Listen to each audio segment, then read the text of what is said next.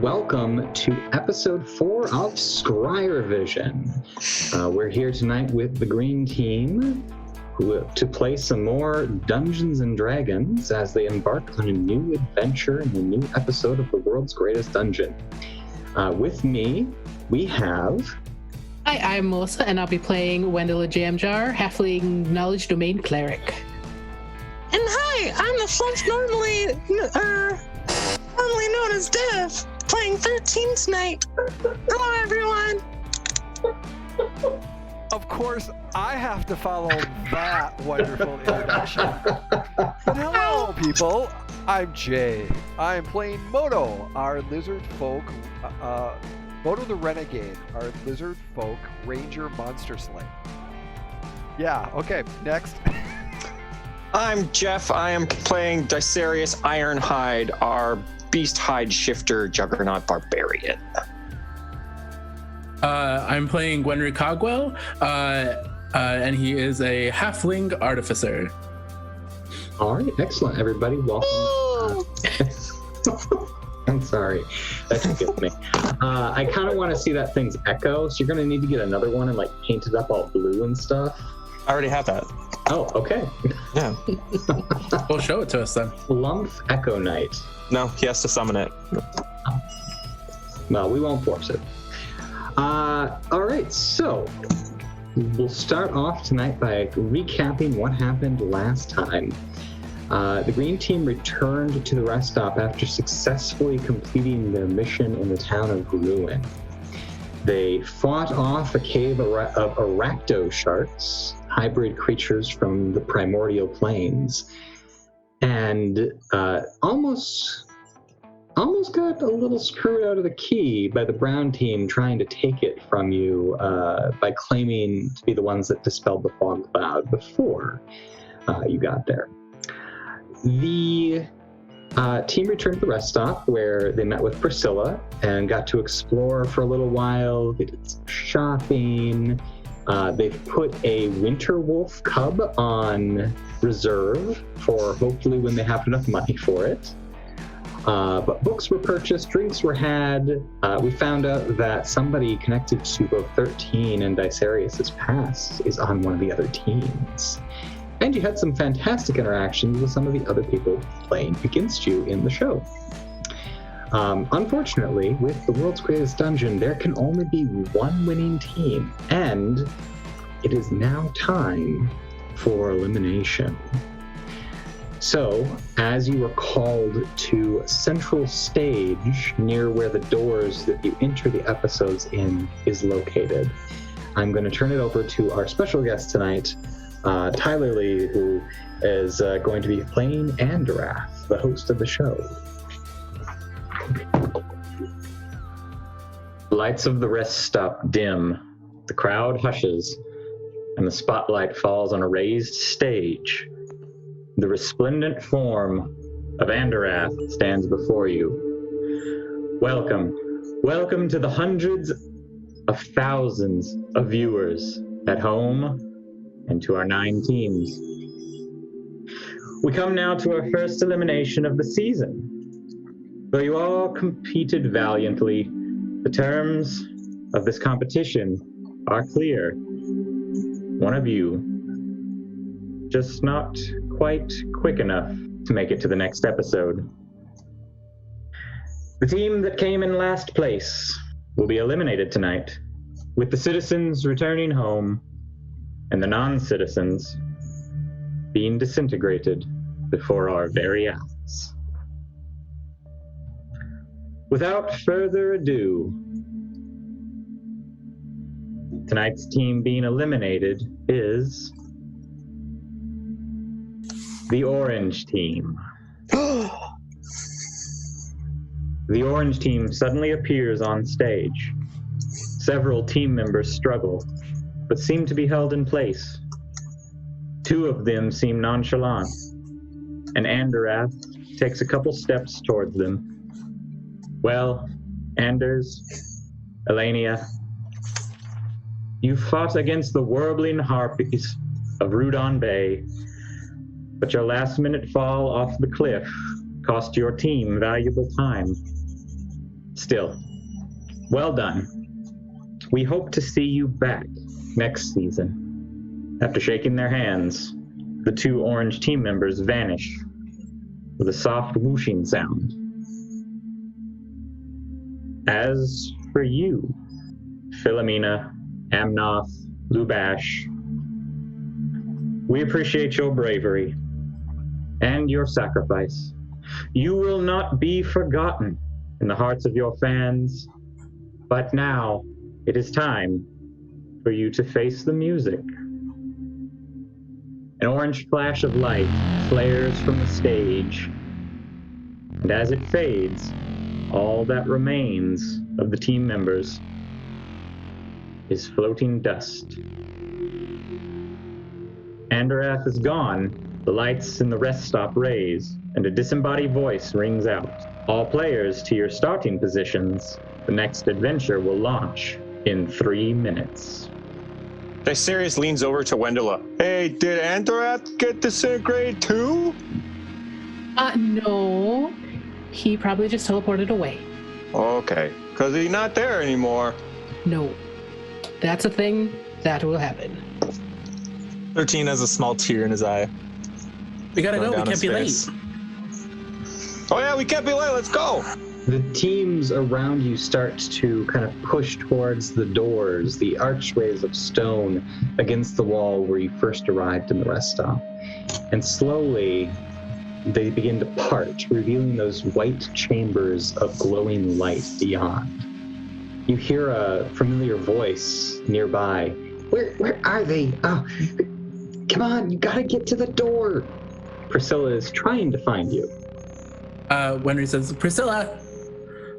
You see one of the larger members of another team just kind of get shoved out of the way as Priscilla pushes her way to your team. Okay, come on, let's go. Are you ready? It's Hi, time. Priscilla. Yes, let's go. Hi, I'm ready. Darius. All right, so you just saw what happens if you fail. Let's not have that happen. Yeah, some people get to go home. Citizens do. Some of you will. Not you, Dysarius. But that's why I don't want anything to happen. So remember, speed, cleverness, and smile. People like you more when you smile. Do they like it when Dysarius throws me? Because I think we should do that again. I think you should do that Okay. again. That sounds like a great idea. And she grabs the one. onto 13's collar. She jumps up and pulls you down. Says, if you try to incite violence against the Magesterium one more time, okay? Just lets you go. Wendella is going to dig in her backpack and pull out her Wilderness Guides sash and put that on. That's what it was, right? The Wilderness Guides? Yes. Okay, Wilderness Guides, yes. So she's got that on now. Okay. And how many merit badges does her sash have on it? So they're all crammed in, like neat and orderly, but like every spot is filled. Okay. All right. So Priscilla leads your group over to the archway, which is glowing with that white light that's becoming a little bit more familiar to you now. You step through? Yes. Yes. Yeah. All right. Good luck, everybody. She Bye, steps Priscilla. Before I step in, I turn to Priscilla and I look at her straight in the eyes and I say, we cannot normalize the murders that the Magesterium is committing against these people. And then I turn and walk into the light. Oh, I really hope they weren't recording that. And that's the last thing you hear as you enter the White Chamber. The image of the rest stop fades away, and you can hear the stones scraping, closing you in. From the center of the chamber rises that little stone pillar, which now has one key fixed into it. Another slot has opened for a new key. You hear the disembodied voice. Show will begin in 1 minute. Is the keyhole the same size as the previous keyhole? It is. And does your team want to discuss or strategize anything before entering? I think we should be careful when we first go in. We don't want another one of those things where it's like floating us up. It's probably not going to be the same. I know it's not going to be the same thing, but what if it like pulls us down, or what if it's like, I don't know, like a trap that makes us fall into like a monster? That is definitely a thing that could happen. So everyone keep an eye out. Hey, what if we tie a rope between all of us so we're all hooked up together? That might also not be good, because what if one person dies and the rest get pulled in with him? 30 seconds till start of That's show. a good point. Can't believe you all are just okay Okay with what? with the fact that those people were just murdered. Have They you knew the- never they seen knew this the show risks. before? They knew what was going to happen. Yeah, but that won't happen to you. Yeah. You're a magic caster. People like me, Dysarius, Moto. You knew what was going to happen when you came here, right? You had to win to live. Right? I'm here for entirely different reasons. I knew. 10 seconds. I've seen this show before, though. You knew. I don't think 13 has ever watched this show. My main goal is to protect Dysarius. Well, our main goal is to win, and I don't plan on losing. So We'll see. A countdown begins. 5, 4, 3, 2, 1. There's phantom applause all around you as the white light dims and fades, and you're once again in inky black darkness. Then torch lights ignite along a circular wall. You find yourself in a chamber that is 20 feet across, completely circular, with no visible doors. Affixed to each wall, or each, well, what would be corners, directly across from each other, equidistant apart, on the 90-degree arcs of the circle. The 4 cardinal directions. Thank you. That's what I was going for. Are levers. Each of them has a small plate. Above it, emblazoned with arcane script, numbered 1 through 4. In order.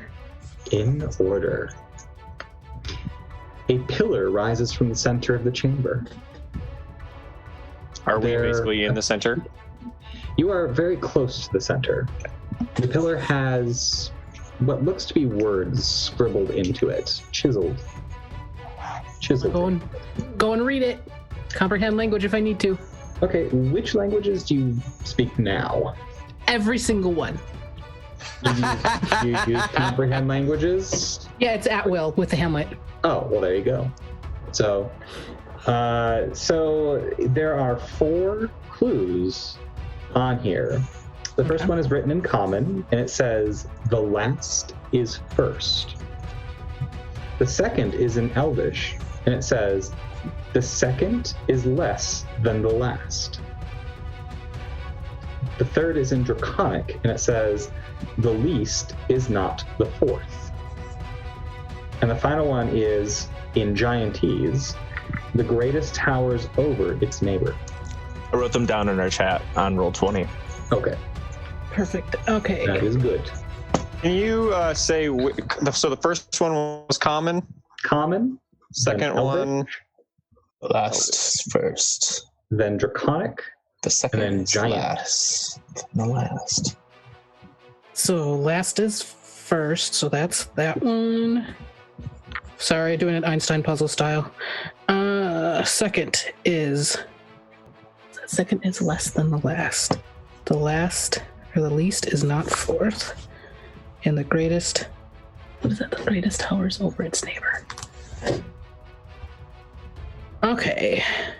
So Wendela sits down and takes out a piece of parchment and begins to scribble notes, trying to discern what these clues mean and what If should that- be done. Shows up. I don't think it will on the thing very well. No, You're probably not. making a logic puzzle square there. Very nice. Yes. I'm assuming that's what it is. I mean, what did you say was above the things on the wall? there are plates above each lever numbered 1 through 4 in arcane script. So it's sort of like this glowing, fiery script that's sketched into the metal. I'll be like, so clearly we have to do these in a certain order. The last is first, meaning the one labeled 4 is Because first the one to second do. is less than the last. Question. I'm looking Yes. at this. You say that the least is not the the last is the first. If you draconic, C is before D at draconic. In language. I don't think that's what we're talking about here. Oh, okay. You guys figure out. I'll stand here and guard. Make sure nothing tacks. Yeah, you do that. Me too. Miss Jamjar, I think. Yes. So the last is first. I agree with you that 4. We should pull the 4th lever first. Mhm. But let's jump to the least is not last. So this is So not that four, means so that means the first lever does not go last.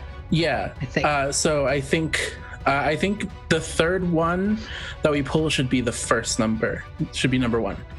Do you agree? Halflings are sitting there trying to figure out the puzzle. Sort it out. Yeah. The second is less than the last. Do you think that means that it's so we should pull the second lever before, so number 2 before the last number, which would be 3? So 4, 2, 1, 3.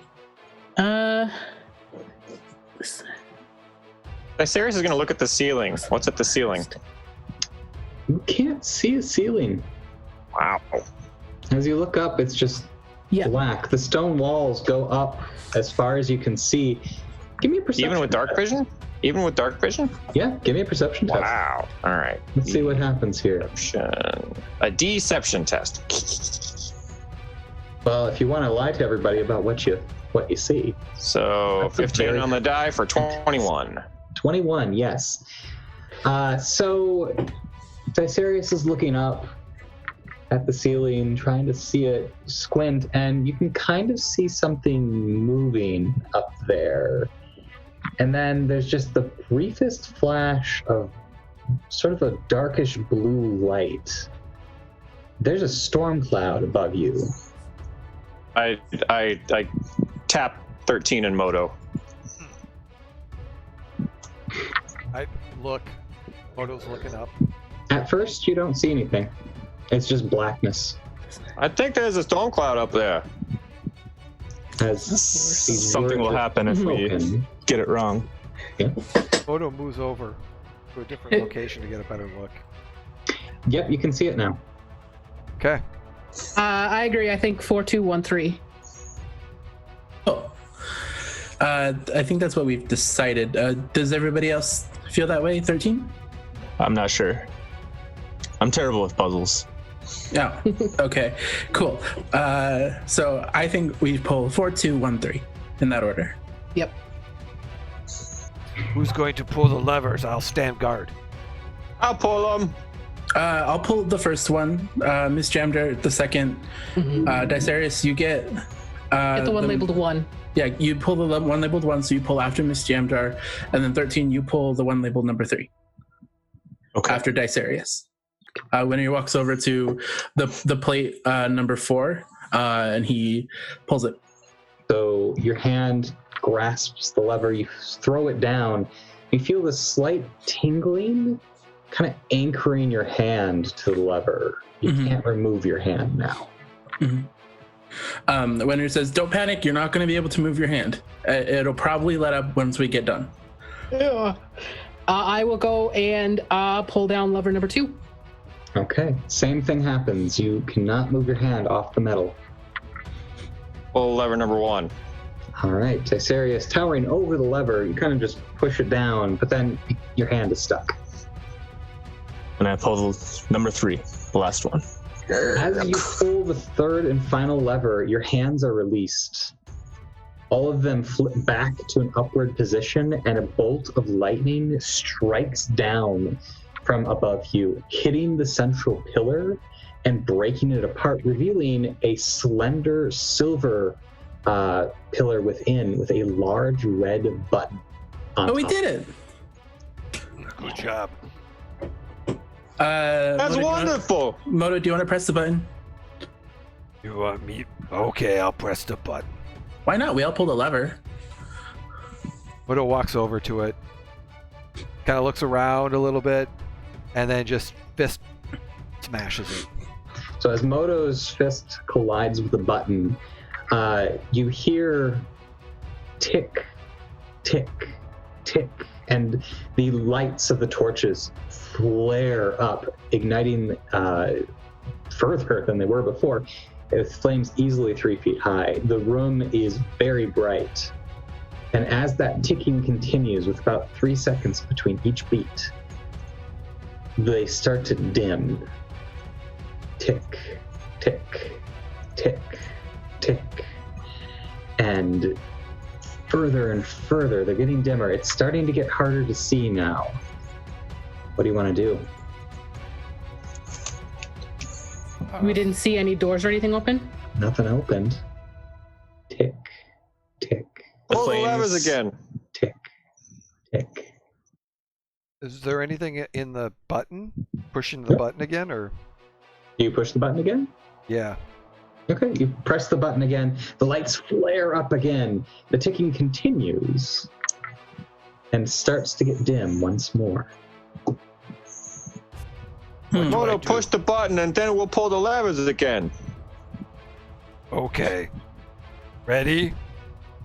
Everyone scamper to their... Push the button.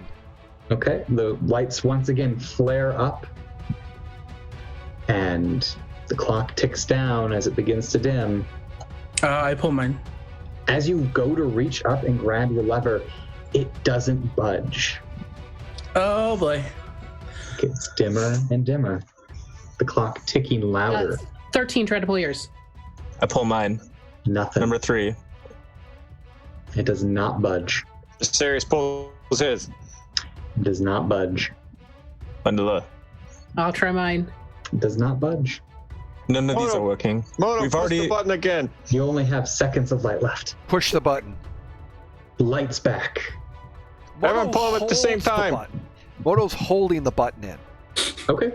As you hold the button, the lights remain in an upward, very bright position. Anyone see anything? The ticking remains very soft. Is there any rubble from when the lightning struck the stones? Is there any big hunks of rubble?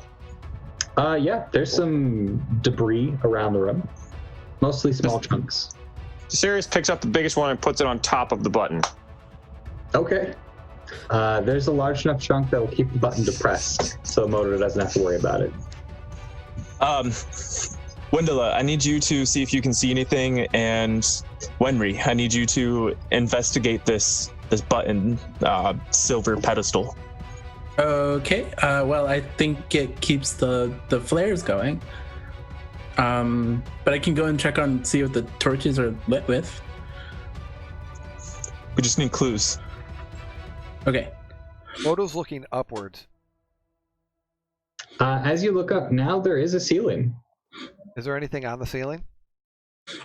There's a strange symbol that you don't recognize.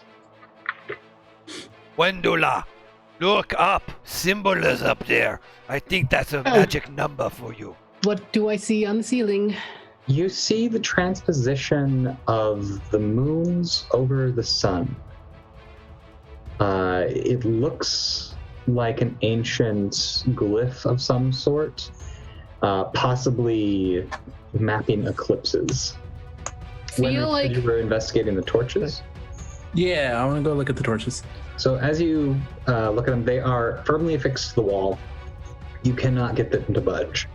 And they appear to be just regular torches. Whatever is causing the ignition must be magical in nature. An eclipse. Tick, tick. A double eclipse. Both moons over a sun. It's a very rare event, but it does happen. Generally, it casts the world into complete darkness. Maybe we're supposed to let the lights go out. I take the piece of rubble off of the button. The ticking begins to increase, getting louder and louder as the lights grow dimmer. Need to let it eclipse. I'll pull up my sword just in case. Tick, tick. The lights begin to grow dark, go down to just being little embers before they fade into blue and then go out. The room is entirely black. The ticking stops, the silence suddenly deafening as you're all standing around in pitch black darkness. You hear the sound of stone scraping and a doorway opens against one of the walls, spilling light into the chamber. It has a greenish hue to it. I think that's us. Go. Yep. Go. Let's I go. go. Let's go. As you one by one enter the next chamber, you find yourself on a platform about 20 feet long, looking out at a 60-foot long pool of bubbling acid. There are stone pillars spaced evenly across the pool. And as the last one of you enters, the door slams shut. And on the other side, there is another platform with doors that open, revealing a blinding white void. That is the exit for the dungeon rooms. There is about 8 feet of space between each of the stone pillars. And looking around, you have 2 wooden planks at your disposal. One is 4 feet long, and one is 3 feet long. How wide are they? They're about a foot wide. It looks like we need to work together to get everyone across. How big are these pillars? Each Does it one- look like? They're pretty small. You could have one person on one at a time. Maybe 2 if you were really nimble about it. How about 1 Dicerius and 2 halflings on his shoulder? Yeah, that probably would fit. And the ceiling's very tall. We can't forget about Bastion. We can have 3 pillars connected at one time with 2 boards. And yes, if we have the 2 halflings on top of Dicerius and then Moto carrying Bastion. Walk. Well, there's not enough space. If we only have 3 pillars, we have 3 places where people can stand. Well, actually, yeah, he can walk. I just I summon my echo on one of the pillars, and then I trade places. Boop. Yep, you are now standing on top of a pillar in the middle of a boiling pool of acid. Can you do that all the way across? I believe I can. I just start bouncing around them, bloop, bloop, bloop, bloop, testing them to see if they'll crumble from our weight. And you are wise to do so, but no, they're all solid. Okay. About a minute passes as you do this. I swoop back, grab a board, and I'm going to flip over to one of the pillars, and that's 2 pillars away from the starter point, and then put it down between the 2 pillars. So the board is only 4 feet long that you grabbed, and there's 8 feet of distance between the 2 pillars. Oh. Wait, can you describe the pillars again? Yeah. Yep. There's a total of 6 of them across the chamber.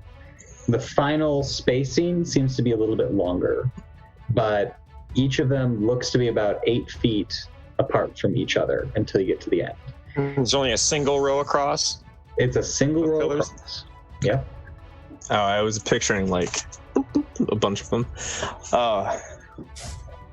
I wish I had thought that there would be some that crumbled. I would have done a bunch. Next season. Moto pulls out some rope from his backpack, ties it onto a crossbow bolt, manually loads it, sits and shoots it just above the doorway, or just about a few feet above the pillars, so that someone could actually hold on to it on the way. Okay. Go ahead and give me a dexterity test. You can add your proficiency. So this is going to be +2. It's a 23. So it's a +2. 25. So it's So 25. 25. really good. Your crossbow bolt soars through the air, and yep, it embeds itself just above the door. You're pretty sure, pretty solidly. You're not going to be recovering the bolts, but No. the rope seems firmly affixed. Is there Nice. a Go. way to affix it to the door or something here on this side? There's nothing else on this side aside from the stone wall. Well, try another crossbow bolt to the end, stick it, and point blank, put it right into the wall there. All right. Given the mechanical nature of your weapon, it sinks in, and yeah, it is firmly in place. So basically, this is our tightrope, and I'd line it just perfectly. I had lined it perfectly with the pillars, and it's hop time. Just boom, boom, boom. Hold onto the rope, tie each other, and just start hopping to the next one, or climb. But we have these boards. I swoop back and I grab both boards. We have these boards for a reason. Do we need to use them? We have rope.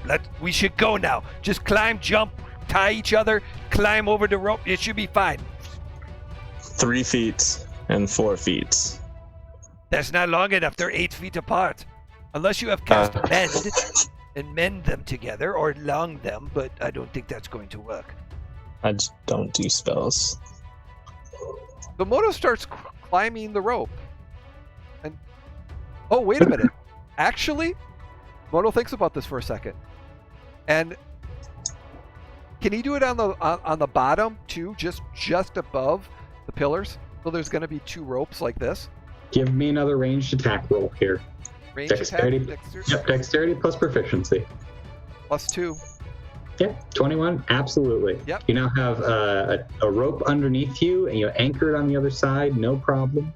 Moto gets on top. We're here. He looks back and smiles, I'm gonna send you smile. and just starts going down. Okay. Shooting, feet back and forth. How far between the ropes is it? Like 5 feet, maybe. Does anyone have an extra rope? I can't reach that. That's too tall. That's twice my height. Ride Desarius. 13. You take one of them on your back, and I'll take the other one on my back. Wait, what about Bastion? How I can't do that. I didn't teach him that. tall is Bastion? He's 5 feet tall. How heavy is Bass? He's all metal. I'm still holding these boards. Wenry. I think you take Wenry's Desarius. Do you want to take Bastion? And we just go. I investigate the boards. Okay. Give me an investigation test. Rolled an 18. 18. They are made of maple from the southern provinces of the Magesterium. I lick it. Otherwise, there's they taste like maple. There's nothing particularly maple. special about them. You really know different kinds of wood, but I don't think that's going to come in handy today. 13. You should take Bastion on your back, cause you're stronger than I am. Okay. I pick up You have Bastion. 20, and I only have an 18. I put my sword away, tie the shield around my back, and then I pick up Bastion like a little baby. Okay. I pat him on the back. So who's taking who? And I think Desarius put is the taking boards Wendella. down. Is that what it is? Moto's taking Wenry. Yeah. I have Bastion hug the wood boards so that we have them just in case. Okay, Dicerius, it's not that I don't trust you, but do you have a rope? Because I want to tie it around my waist and then up here in case something happens. Yeah, I got 50 feet of rope. Okay, I'm gonna borrow this and I wrap it around my waist and like harness style, and then We lash her to me. not to you, not to Dicerius, to the top rope. Oh. Yes. You have a safety harness now. Safety. Gotcha. Winry says, Moto, if I fall, you're gonna get stabbed a little bit, but it'll be okay. It'll be okay. Okay. We need to make sure to do this one at a time. We don't know how much weight this rope can handle. And I summon an echo that will be... How far apart are the two ledges? The two ledges are 8 6 feet apart. Okay, so I'm going to have it be in the middle so that I'm always like 30 feet away, just in case I fall. Then I can bail out Bastion and then whoop. Okay. Please don't drop him. He takes a lot of work to replace. Should have gave him wings. I don't know how to make wings. I majored in weaponry. Please. Less talking, more action.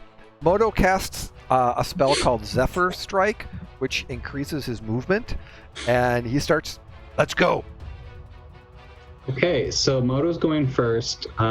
Jay, I'm gonna need an athletics test. Athletics test. How'd you do? A 20. 20. 20. Okay, that is pretty good. And I move So- 60 feet. You get across in 6 seconds. The winds are at your back as you zip across with Wenry on your back. Ah! Nice. Too fast. The two of you are able to dismount on the far platform. And then I after he gets, I hold it to make sure that it doesn't wiggle until Okay. everyone comes. So you're giving it some bracing. That is exactly what I'm doing. Who's next? Darius will go next with Okay, I'm Wendell going on his to- back. pull out a book of like Zen monkery and guidance. Cool. So I'm gonna need an athletics test. Plus you a add D4. 1d4 to it. Natural 20. You don't Nice. add a 1d4 to it. You're all rolling really well on this. No pressure, Deb. So Dicerius, the upper rope is a little bit lower for you. It's like at chest height, but you kind of just crawl along, and with the extra stability that Moto's giving it, it's no trouble at all. You're across within about 30 seconds. Nice. Rolled a 10. Winry is standing at the edge, and he's very, very anxiously watching. So 13 gets up, gets ready to go, cracks his knuckles, and I can't crack my knuckles. I'm holding a Bastion like a baby so how are you holding rope? with one hand. This is why It's you like the failed. one-handed mother. This is why you failed. Okay. So yeah, you make it about 5 feet and you almost fall off. No! Grab on, and then you all hear a sound. The grinding of stone. Moto, the rope is starting to become slack, and you all watch as that far wall behind you is inching towards you. The rope is becoming practically useless. I have an idea. I get to the next pillar. You're at the next pillar. I grab the rope and I slice it and I tie the rope around Bastion Okay. and secure it tight. And I throw him. Presumably the rope that's attached to the end of the way that we're going, not the way that Correct. Yes. the wall yes. is pushing. Okay. Behind us, not in front of Slow us. down I the tie wall. him and I throw Bastion. All right. Don't throw him now! And that's a 21. And I say, grab the rope and pull. So Pull. the combined efforts of Moto and Dicerius on one end grabbing and pulling the rope, and your throw, which was a thing of beauty. Bastion launches through the air with a perfect arc and slams down. Dexterous will try and catch him. Give me an athletics test. I still have guidance. Right? Do I still have guidance? is just on the next test, I Nope. think. Last for a minute. Ha! Or until you use it. Total 19. 19. Okay. Yeah, you managed to catch him just before he would fall into the acid at the very edge Ah. of the pool. And then I That wall flew is speeding. over. All right. So you're all on the far side. The glowing chamber doors are right there. What would you like to do? I hand Bastion Wenry. Oh my god, please never throw him ever again. I just ruffle up Wenry's hair and say, Don't mess with my hair. It's already messy. it's okay, kid. Go It's through. okay. Yep. Wenry grabs Bastion's hand and leads him through. Okay. Everybody else following? Yeah, Yep, already in. All right. So you that's great. enter the white chamber. You feel that strange pulling sensation that you've experienced a few times now, where your body's being ripped through space. And the light shifts around you, and you find yourself standing on a dirt road in the middle of an arboreal forest. Tall trees surround you as this road, about 10 feet wide, seems to go on for as far as you can see in the woods. There's a small path that leads off to the side, but it's just a couple of ruts in what looks to be a clear-cut road. And there's a signpost nearby. What would you like to do? Read the signpost. I grab a branch from the nearest tree, tear it off, and hand it to Dicerius. So the nearest trees that you could do that with is about 25 feet down the dirt, the rut path. Do you head down that way? Well, there's no trees like right next to me. All the big, they're really tall trees all around you. This is a very old forest. What's the highest branch? I can swoop up there. Actually, you know what? 30 feet. Boop. Yep. You summon your echo, you switch places, chop a branch off, and whoop back down. It's a lovely elm tree branch. You go to Dicerius. Oh, thanks. There's elm tree. I don't like elm. No, I don't like elm. Tastes like ash. But I thought you like ash trees. No, it's very bitter and not very good. But I appreciate the thought. Okay. So the signpost has 3 signs on it. 2 of them point along the dirt road. One points in the direction heading away from the way you were facing when you arrived, and that says Rollins Crossing. I will pull out my map Okay. that I bought at this rest stop and try to find Rollins Crossing. Okay. The other one says Bristol, pointing the other direction. Okay, well, I'll try to find one of those. Okay. What area does your map cover? So I asked for Magesterium plus the outlying areas. Okay. So the map covers everything within 500 miles of the Magesterium. You're looking around, you find Rollins, you find a town called Bristol, but they're hundreds of miles apart. You don't find this particular town name anywhere.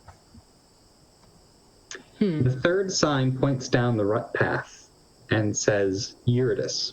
Is that on the map? No. Which one are we supposed to go to?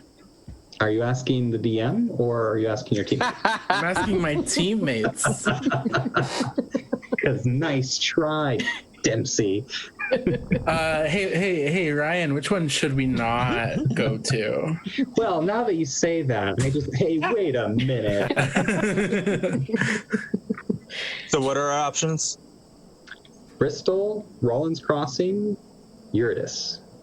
Moto's looking for tracks on the road or in the area to see what is heavily used or not used. The dirt road is pretty heavily traveled. You don't see anybody traveling at the moment, but yeah, it looks like a cart probably passed through here a half hour ago. The rut road is less traveled. Rut road? Rut. I say that we follow the one that had the wagon or carriage come through most recently. So you're going to head north towards Bristol. I take those 2 planks of wood that I had Bastion carry, and I'm going to hold them up to the signs to see if... I don't think. They're both much bigger than the signposts. What do you still Please have add those? 2 planks of wood to your inventory. I do not know. I thought that they Because were they're assigned. useful. You don't know what's going to be needed for. I mean, I You guess. don't get rid of those. Well, we're looking Keep for a them. key again. So let's go get a key. Okay. So you're heading north? Well, you're heading towards Bristol. To Bristol. Is that the direction we were facing when we came in? It is, yes. To Bristol. Okay. So you head along the path towards Bristol. I need all of you to give me a perception test. Maybe. 15. It's pretty good. 19. Wow, we all are doing pretty good. Yeah, those are Moto's all at 17. really good numbers. Okay. And then Wenry and Dicerius, I'm seeing 16s. Yes. Okay. So as you're kind of marching along the road, you go for about 10 minutes, and it feels like you haven't made much progress. This forest is vast, and this road appears to be very long and very straight. And then you hear something in the underbrush nearby. This Pull out my sword. wailing moan as something crashes towards you. It's a banshee. Does Kill it sound like humanoid, like a person? It's tough to say. It's very odd. Winry puts a hand up to 13's stomach and says, "It might be somebody. It might be a person. They might need help." And in fact, a old man with a long gray beard stumbles through the bushes near the road and collapses in the path. It's a zombie. Winry runs over to him and he says, "Miss Jamter, I need help." I'm here. He's face down in the dirt right now. What would you like to do? Does he look injured? Oh, yes. Oh yeah. Okay. I will pull out one of my self-help books, pull out a healing word, and drop it on him. Okay. The magic kind of glows across him for a moment, but doesn't seem to have an effect. And you start to notice that there's these little red spots all over his clothing. And then you realize these are stab wounds. He's been stabbed dozens of times. Are they like big knife jabs or maybe like little tiny rapier pin points? They're pretty small. Smaller than a Winry, dagger. is he conscious? He is just barely conscious as you roll him over and realize that his entire front is the same. He's bleeding out fast. So healing word did 8 points of. It should have done 8 points of healing. And it didn't seem to have any effect.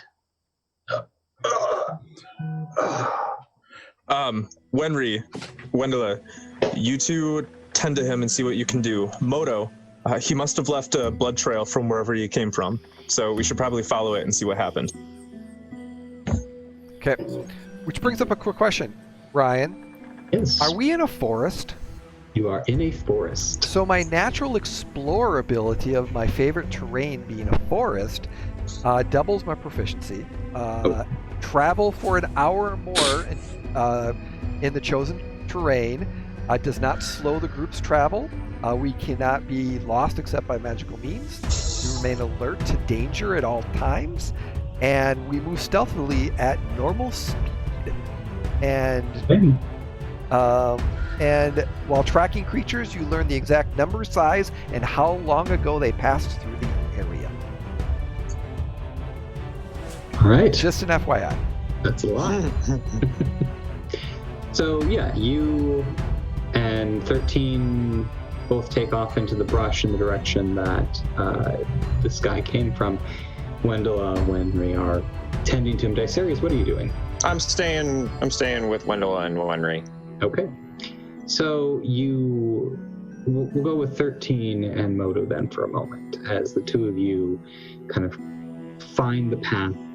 There's a spot of blood on that leaf there. There's a broken branch. And you find a clearing very near that rut road that you bypassed. A large oak tree seems to be the scene of the crime.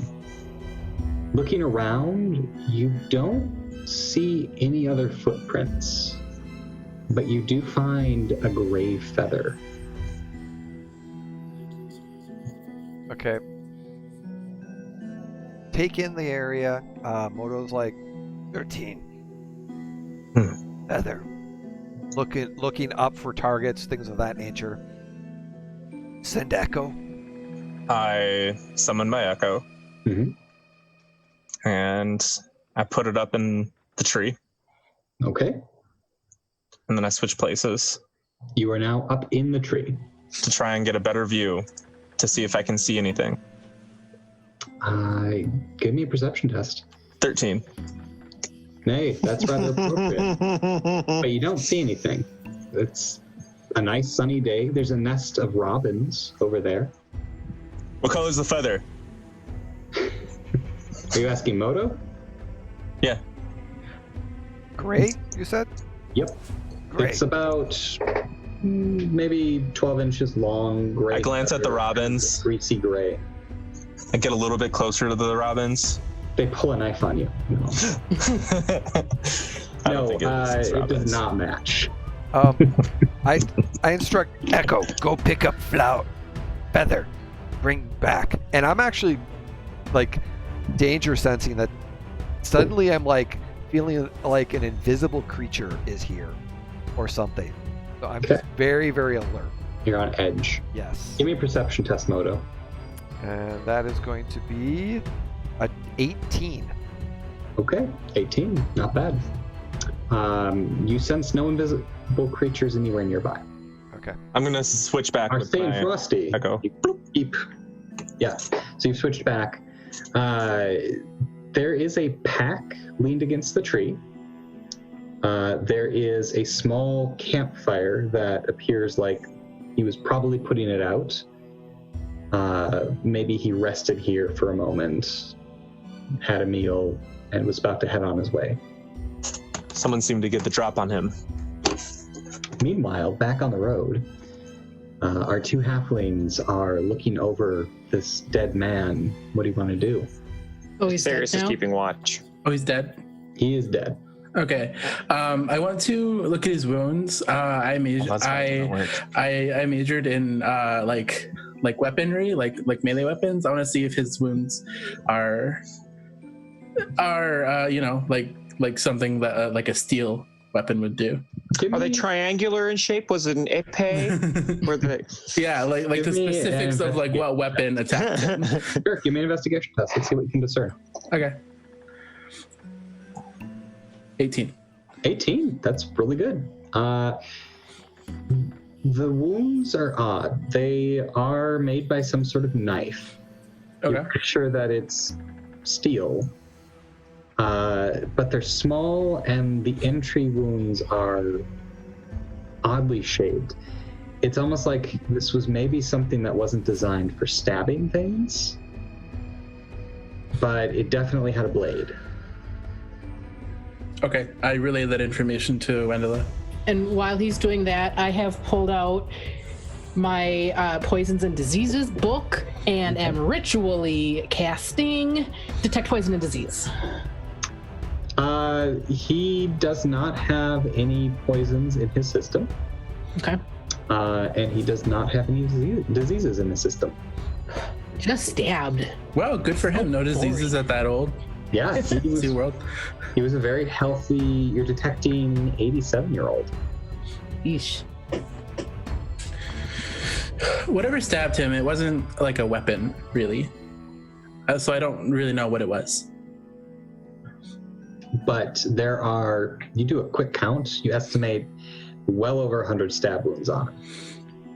And most of them seem very shallow, and some of them are actually from a lower angle. Maybe they were thorns. No, I don't think they were thorns. I think it might have been from somebody shorter.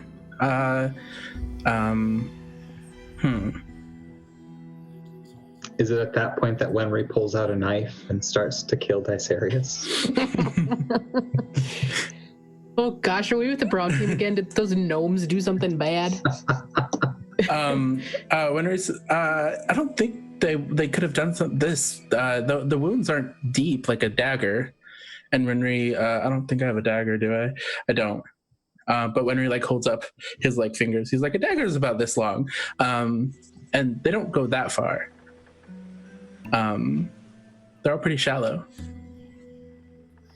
Has Dicerius seen anything like this in his days of gladiatorial combat? Any kind of spiked net or anything that may have done this kind of? Nope. That you would have seen? Okay. Actually, give me a history test. History? Oh, man. Yeah. As you think back, pondering. History. -1. Oh, You are outside of the minute at this point. How'd you do? It's a 6. No, unfortunately, can't recall anything that would make a wound like this. Can I check his person, like his pockets? Search him? Yeah. Sure.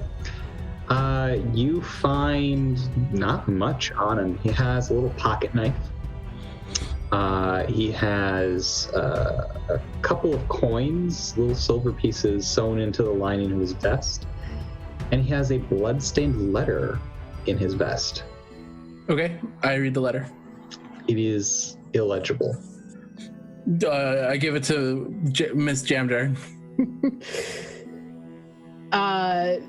Is it actually illegible, or is it just an unknown language to The amount of blood and a couple of stab wounds through it has just completely made the paper unreadable. I'm assuming this probably won't work, but mending? Do you cast mending on it? Yes. All right, so you take a piece of paper. What does it look like when you cast mending? I feel like I just kind of hold my hand over it and like I use my holy symbol to kind of channel that into the paper. So you hold your hand over it, you hold up your holy symbol, you kind of shut your eyes, and Dicerius and Winry, you watch as the paper kind of knits itself back together in the places where it was cut, and the blood begins to lift off of it, floating in the air before evaporating into a fine red mist. And unfortunately, the ink that was on the page soon follows. That's what I was thinking. You now have a perfectly made piece of paper. I will stick that in my wagon. I want to start digging a hole to bury this guy. Okay. Do you have a shovel? No, but I have a great axe, 4 javelins, and 2 hand axes, and my hands. Okay. So you break up some dirt using your axe and begin to kind of excavate a hole, utilizing the tools that you have at hand. I am betting, though, that Wendela probably has a spade. I actually don't. I did the priest pack. I got nothing. But you have that giant adventuring pack, too, that had all of that gear in it. Yes. I'm betting it's got a shovel in it. Probably it does. It's not actually on my list of stuff, but I bet it does. So it takes you a minute to find a shovel in all of it. There's a bunch of pans and pots and stuff in the middle of the road now. But in Dicerius's hands, it's like a camp shovel. It's just this tiny little... But it is a little bit more efficient than your axe. Yeah.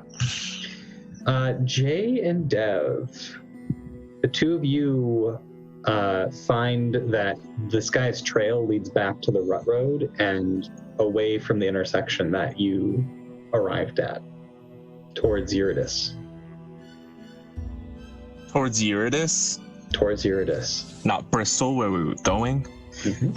I'm gonna get into the pack that he left behind, and then...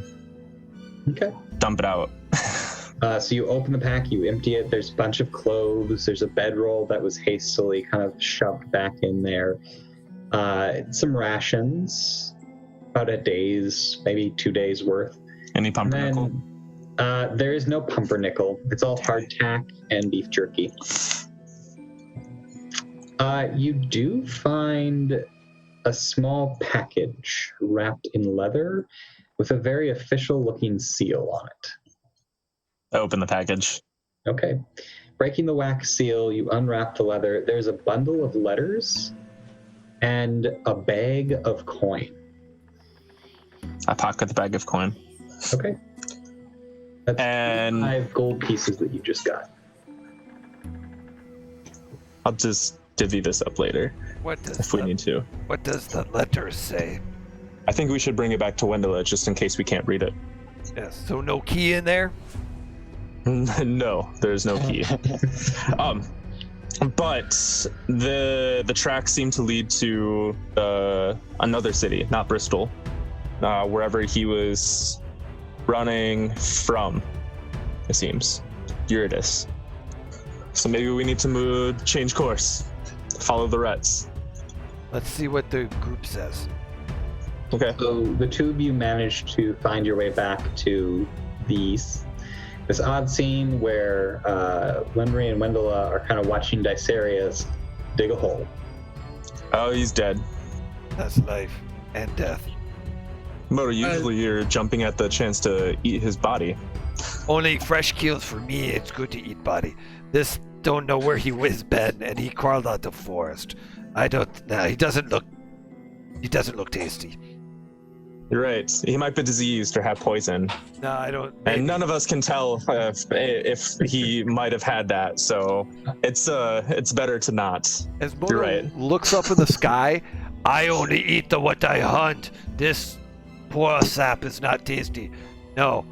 And he smiles at and looks back. Is that what I'm supposed to do? I'm happy.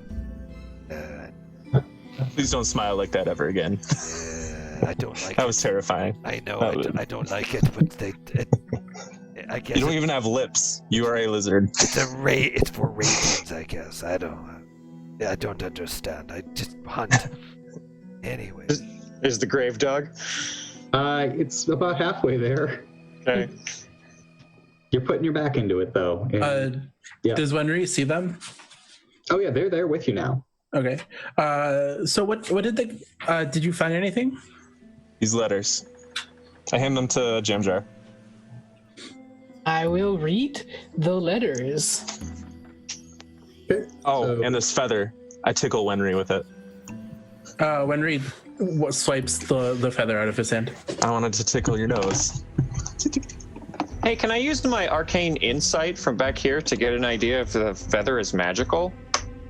From my arcane experiment? Sure. Yeah. So it's a wisdom insight test. So you are using your a skill from your custom background, arcane experimentation.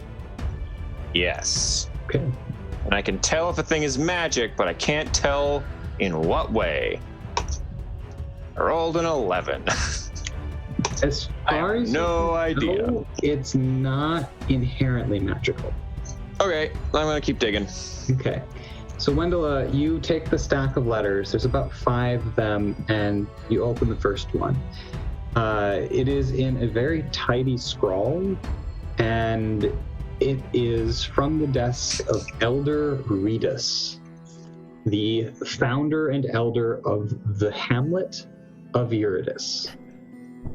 The letter is begging for assistance from the magistrate, essentially saying that they have had 3 children go missing in the last 2 weeks and fear that more will soon be taken. They need help. You get the sense that this man was a messenger coming from the hamlet and heading towards whatever governance is in this area. Opening the next letter, it's a copy. All 5 of them appear to be the exact same thing, except for the last letter, which is instructions specifically for the messenger saying that he should take the coin from the elder and try to use it to either grease the wheels or to hire adventurers to come and help. Huh. So the Magesterium seems to have sent us to help this guy, it appears, because they were going to go ask for help anyways. So, I think we need to go to Euradis. Okay, let's go. I wish we could find out what killed him, though. Something with a feather. Okay. Can I? one time- Can I? Darius, the grave is dug. I put the guy in and I start to cover it up. Before Dysarius puts him in, Wenry takes the feather and he tries to stick the end of it into one of the wounds. Too small. Too small. Can I pull out my compendium of beasts and as we're walking, start flipping through for something that have large feathers? Sure. Go ahead and give me an investigation test. Or actually, this would be more of a nature test, I think, because you're referencing a nature guide trying to find this thing. 14. 14? I mean, there's a lot of winged creatures. There's Aarakocra, Kenku, rocks. It could be a rock. There's even some subspecies and morphologies of dragons that have feathers. Some people even theorize that ancient beasts that many people believe were lizard-like had feathers. But you've never seen one of those, so it'd be hard to tell. They're all dead. This feather reminds me of a time that I had to fight off a legion of Aarakocra assassins. So I'm flipping through the book and I'm oh, it could be an Aarakocra, or it could be a rock, or it could be a owlbear, or it could be a this thing, or it could Let's be hope that it's thing. not a rock. It was short, though. Could Moto identify if it was a monster, or a monstrous creature that he's familiar The with? monstrosity? Monstrosity. Is that your favorite enemy? That is. Let me see. Is it a monstrosity? It is not. Actually, as you're looking at it, it looks like a bird feather. This might just be unrelated. I want to put the guy in the grave and cover him up. Okay. And then I take the stick that 13 had given me and I jam it into the front. And then I look up at this guy and say, whatever gods are watching over him, I hope you take him back to you now. This man was a hero. He was doing what he could to save his village, and we should probably honor him by making haste to Euradis and saving them from whatever terror he was attempting to fetch help for. I think that Dysarius maybe just gained a level of cleric. And A holy light just shines down on Dysarius. and then But it's Lolth. Sylvanus? You'll notice that Hilarious, Wendela yeah. did not do that. just as point of note. Wendell is now a warlock. So your group gets ready and you head back down the road so you get to the rut path. You start to head that way. With Moto's help, you're all able to move fairly quickly. And you start to realize what time of day it was. It was probably around noon when you arrived. And as you walk this path, it is not in very good shape. You eventually come to a fallen tree, and for a moment you think there might be an ambush by bandits or whatever killed that guy, and it's just a fallen tree. Just people don't generally travel this path very often. Do you remove the tree from the path? How big a tree is it? It's a pretty good sized tree. Could Moto and 13 and Dysarius and Bastion in concert get this thing out fairly Oh, easily? absolutely. Yeah, it would take you about 10 minutes. Who am I? Excuse me. My strength score is much higher than Bastion's. Is it? Oh, I'm sorry. I didn't know that. What? Henry one hands it. What are? My strength this is is- actually 15. This is what I use my one single success on, to single-handedly lift the tree up. Wendela's strength is actually higher than Bastion's as well. Oh, What wow. I did not know this. Beefy. did the letters Awesome. say what was happening in this town? Just that children have been going missing. So we All have right, to make so camp. 13 and Dicerius and Moto and Wendell and move this tree. Okay. Bastion sits there sipping a lemonade. And- Wenry also sits there because apparently he can't help. I got a 26 to do whatever we're doing. I mean, you didn't have to roll for it. You working together and spending the time, you are able to shift the tree off the road and onto the side. I just wanted to Continue show on. everyone up. Wenry is sitting on a rock as everybody is moving it, and he says, if they're missing kids, my dad told me a lot of stories about fairies when I was younger stealing kids. We should use you as bait. You're almost What? like a child. I am not a child. Not anymore. I used to be. You're the size of a child. So is Miss Jamjar. Not the Jam size jar of a has child, I'm the size of a full-grown halfling. And so are you if you were a giant child. Miss Jamjar has a grown-up aura around her that wouldn't be convincing as a child. Wenry takes out his mace and he strikes it on the ground to light it on fire. And he says, could a child wield this? Technically, yes.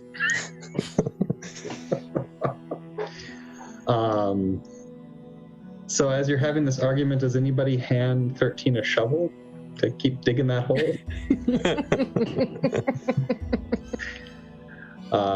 Do you continue on your way? Which direction is this going? Are we going east right now? You are getting the sense that yes, you're kind of going in a northeasterly direction. You leave the woods after about another hour and find yourself in meadowland, very hilly meadowland with patchy woods every so often. Eventually you come to a spot where there does appear to be some crops planted. What kind of crops? Wheat. How far along is it? It's up to the road. I take one stalk and sniff like a connoisseur. Okay. Give me a perception test. Perception. Maybe you shouldn't steal farmers' food. It was just one stalk, one little stalk. 9. Seems fine. I taste Rabbits it. do it all the time. So you kind of take a chomp down. It tastes awful. Oh, It tastes spoiled. oh. It's, Hey, this wheat not very good. There's something wrong with this wheat. You kind of spit it out. Rah. Yeah, it is nasty.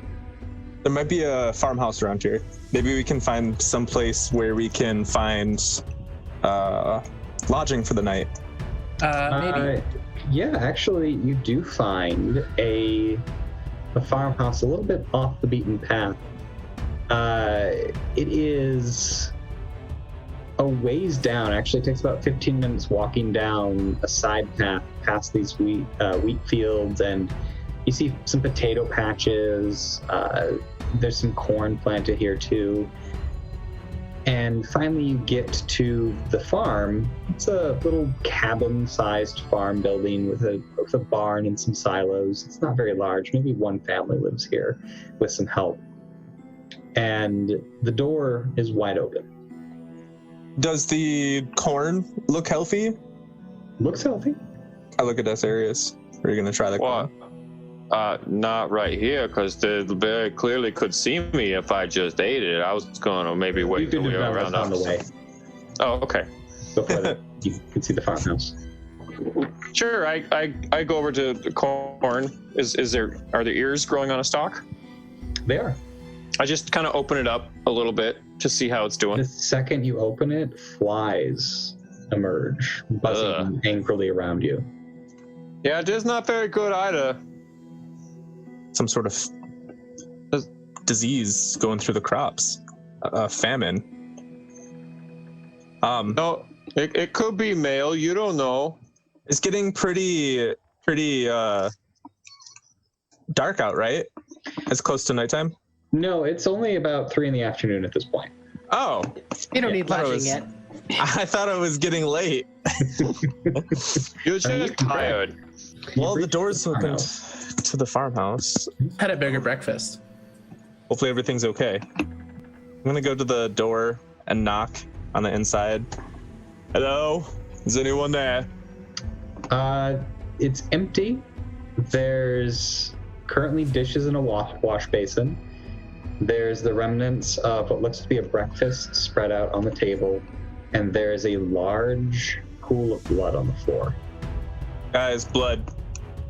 Is there a smear coming from the blood?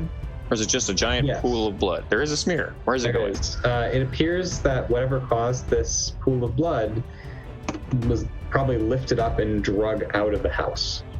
Only one door. Only one door that you can see. Do you guys want to spend the time investigating this house? See if we can get any answers? It might be related to whatever happened to that old man and whatever is happening in Euradis. Winry shouts, hello, is anybody here? The only response you get is the wind howling through the crops, rustling, whispering. Are there any? Let's Oh, go let's ahead. follow the trail of smeared blood. Yeah. What if there's like a just child leave it in a outside. cupboard or something? Hiding. Do you want to take the time to investigate? What do you guys say? Follow say no. this. 5 minutes. Go look. We wait outside. All right, so you're going to do a speedy investigation. I'm going to give you disadvantage on it because you're trying to be quick. Winry's gonna look too. Okay, then I'll give you a regular roll. I got a 14. 14. So as the two of you kind of search, or actually, Wenry, are you doing a separate roll? Mm-hmm. Okay. Then both would be disadvantage. Okay. Still 14? Yeah. Okay. 18. Okay. The two of you learn a few things, which we'll get to in just a second, as Dicerius, Wendell, and Moto follow the smeared blood trail. Outside, down the steps, it kind of fades away. Not like it was clean, just like somebody was probably carrying something very carefully, and a little bit away from the door, it just vanishes. You can definitely discern that there are wagon marks here. Probably the body was loaded into the back of a wagon and taken away. Inside the house, you determine a few facts. This is the Swallow Still farm. Swallow still? Swallow Still. There were 3 people living here. It was Rebecca, Kaibar, and their son, Yorick. They're all from Euradis. If Yorick shows up just as a skull, Does anybody have Speak of the Dead? Not yet. All right. Next level, actually. So, that's all you're able to determine. There's no sign of what happened here. There's no journals. There's no wealth here at all. At least and not no good crops. no good crops. Okay, Wenry, I think we should continue on. Yeah. So go meet with the others. You all gather back outside. What do you want to do? So To Euradis. yeah, so the track or the thing they vanished. Does this? Do the wagon It heads tracks? back down the path, back to the rut. I bet they've already been found after the fact. Or whoever killed them put them in a wagon and took them to Euradis. Why would they take them to Euradis? That's what we have to find out. Whatever's happening in Euradis. I don't think they took them to Euradis because that's where all the bad stuff is happening. Maybe they took them away from there.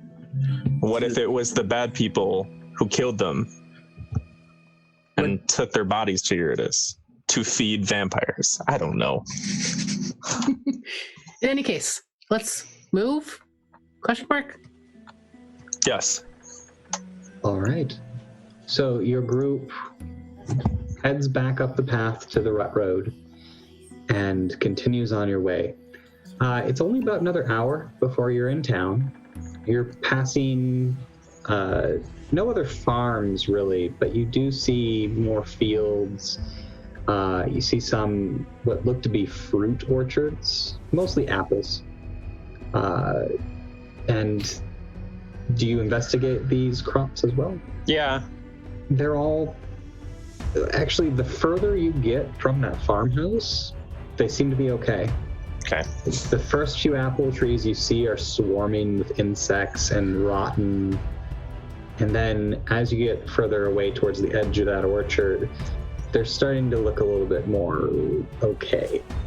By the time you get to the next one, seems fine. I tell the rest of the group. As you're passing another crop of wheat, you pluck another one out and it tastes perfectly fine. Bad magic. Don't know. When we get to town, see if any other teams came through. Yeah, we gotta know who we're up against.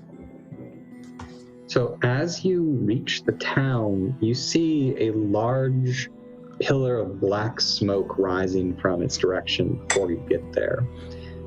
Making a little bit more haste because who knows, black smoke, generally not a good thing.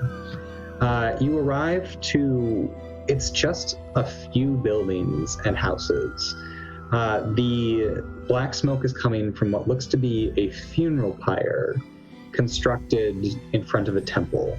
There are a number of people surrounding that pyre. None really looked terribly dressed for a funeral. Mostly farmers, maybe a couple merchants in there. You see an inn nearby, what looks to be a granary, trading post, and then a few houses. You walk into town in the middle of this service where a body is currently being burned on a pyre. One body is being burned on a pyre? Just one. An adult. And it's producing black smoke? Yep. Wow.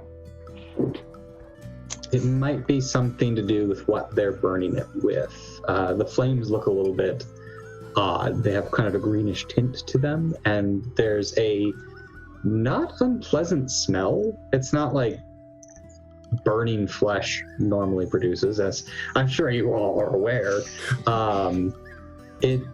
Which doesn't smell great. It actually seems to be some sort of herbs or something they're adding to the flames to cover the smell that this would normally produce. There's a large group around, and there's a priest that's giving the service. The service ends just as you get near. People start to head their separate ways. What deity does it look like these people worship? It seems to be a pantheistic sort of thing. It's the circle. Actually, it's kind of interesting. The sigil above the temple only has the symbols of 12 different gods. Agma is on there, but it's a little bit more selective. And utilizing that knowledge, give me a knowledge religion test. 18. Okay. 18, you're actually able to figure out where you are from this. Oh, cool. Given the town names, given the sort of limited religion that you're seeing, the Magesterium has a Pax Deorum, so all worship of any god is welcome to try to further encourage divine favor within that nation. But other nations don't have that. You're way far away from home. You are on the western side of the continent in what is known as the Imperial Remnant, where they have much stricter laws about religion. A not old, maybe middle-aged man with kind of stubbly face, a brimmed hat that has a small star badge on it, ambles up to your group. Excuse me, can I help you? Oh god, they're cowboys. Run. Yeah, hi. Wenry Kagwa, nice to meet you. And he sticks a hand up to shake his hand. The man kind of strokes his stubble for a second before taking your hand and shaking it. Sheriff Limai. Hi. What brings your group to town? We heard about the missing children. Your adventures? Wenry looks back at everybody and nods at them, not at him. Some would call us heroes. I look into the camera. I don't think heroes would be the right term, but we do things for money and acclaim. Well, it sounds like adventurers to me. Right then, welcome to Euradis. You came on a bad day for us. Yeah, we saw. I'm sorry for your loss. Ain't many of us in this town, but Kaiba was a good man. Didn't deserve to die that way. In what way? Best you come inside. He motions to one of the side buildings and starts to walk towards it.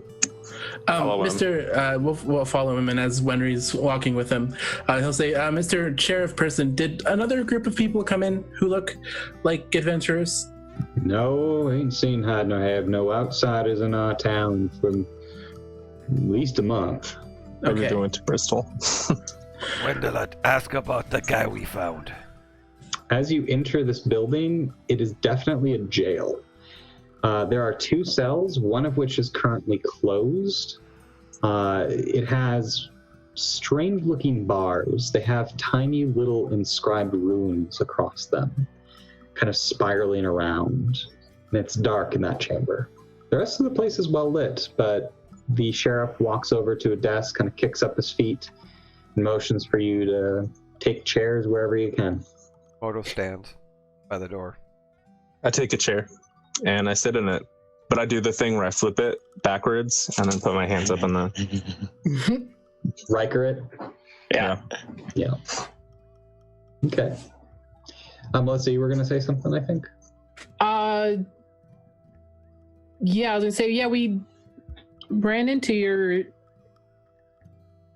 messenger, though he did not seem to have fared very well. What do you mean? You ran into Killip? Is that his name? Killip? Farmer Killip, yes.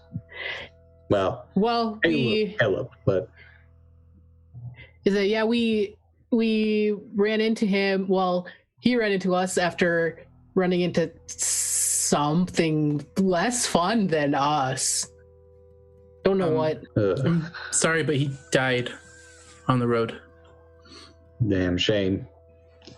I don't suppose you brought the body with you? No, we didn't. We buried him. We'll have to send somebody out to fetch it so he can have proper funerary rites. Don't suppose you can tell me where you buried him? Wenry gives him In the ground. Wenry gives him the location. The sheriff kind of levels a gaze at Dicerius, like, are you serious, boy? Who looks dead serious right back at him.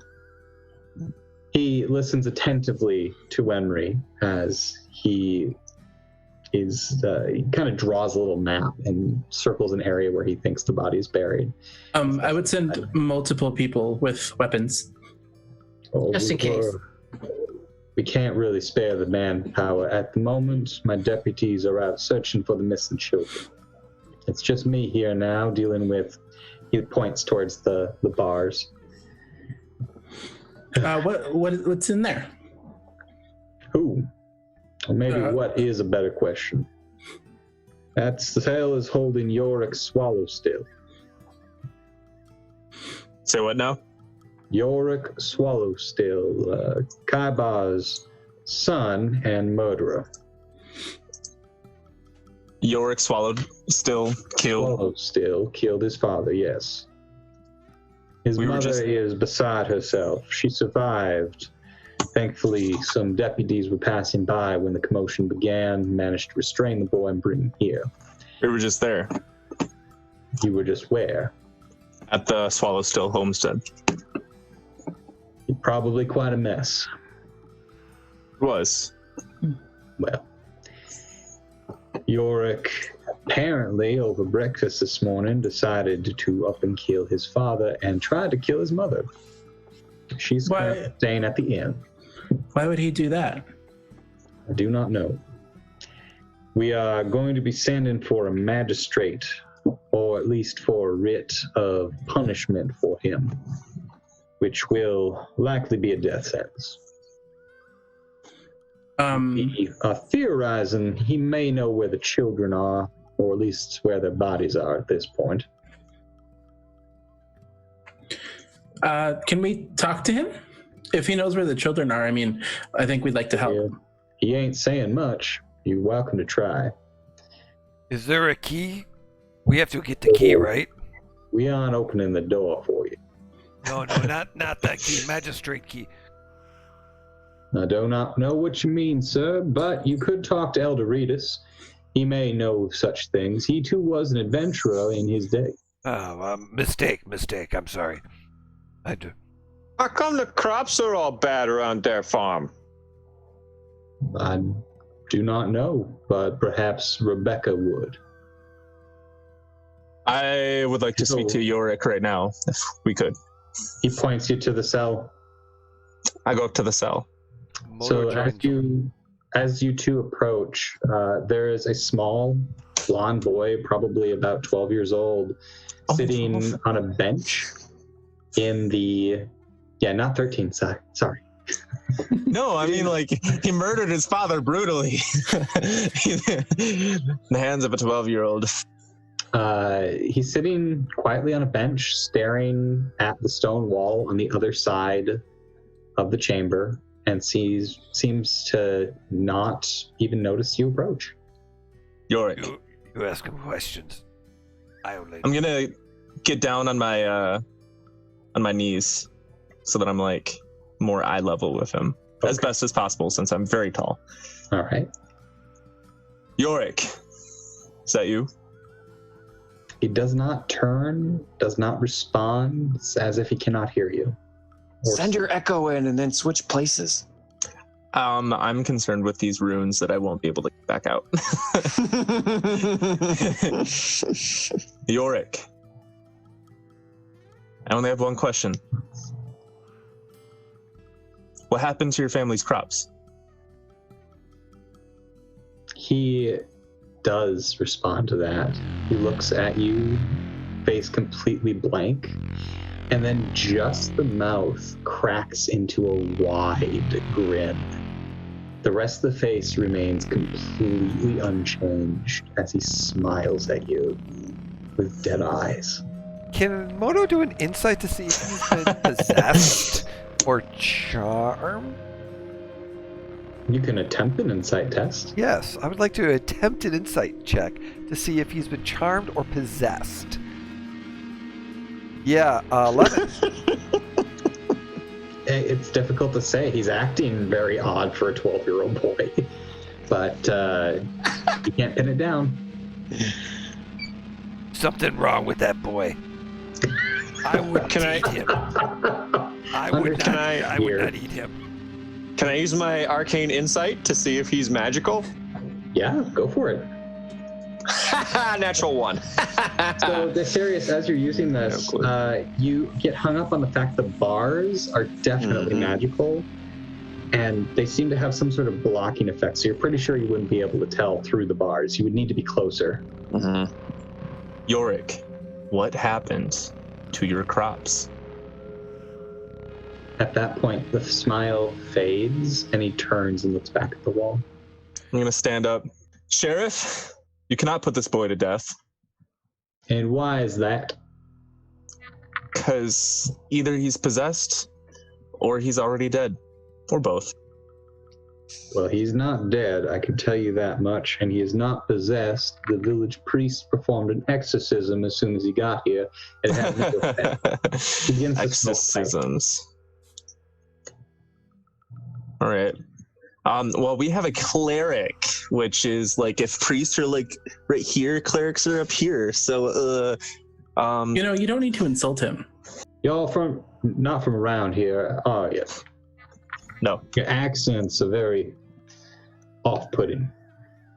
Wendella will have very conspicuously pulled out her shield that has the scroll of Agma on it, just so he knows.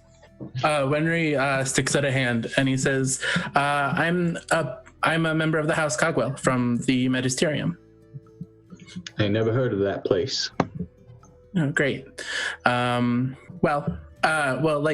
Like he said, my friend said, you can't kill him, not until we're done. Well, it will take a couple days for the messenger to get to Bristol and back. We'll be done in much shorter than a couple days. By all means. Lives depend on it, and not just the lives of your people.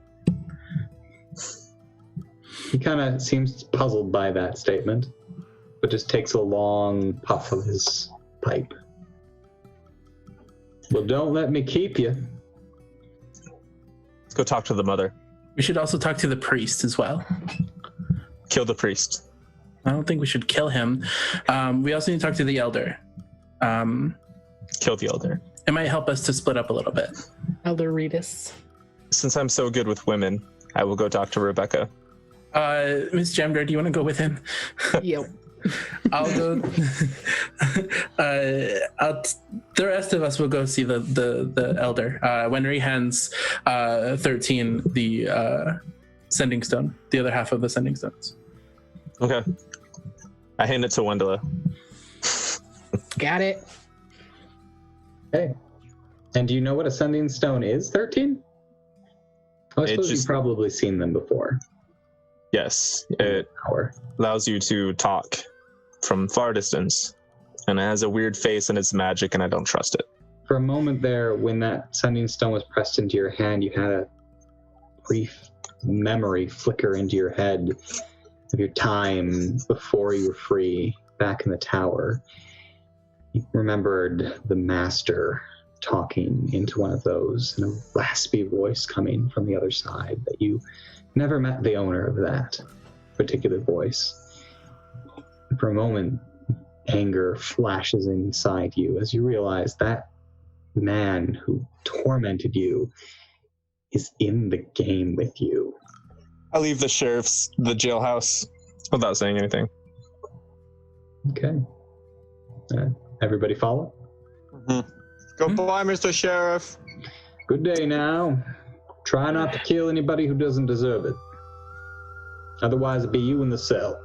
Your prisons can't hold me. We will do our best. All right. So as you all step outside into the bright blue day, we're going to go ahead and take a 10-minute break to refill our drinks and rest our voices for a moment. But we will be back with more of this adventure. Stick around.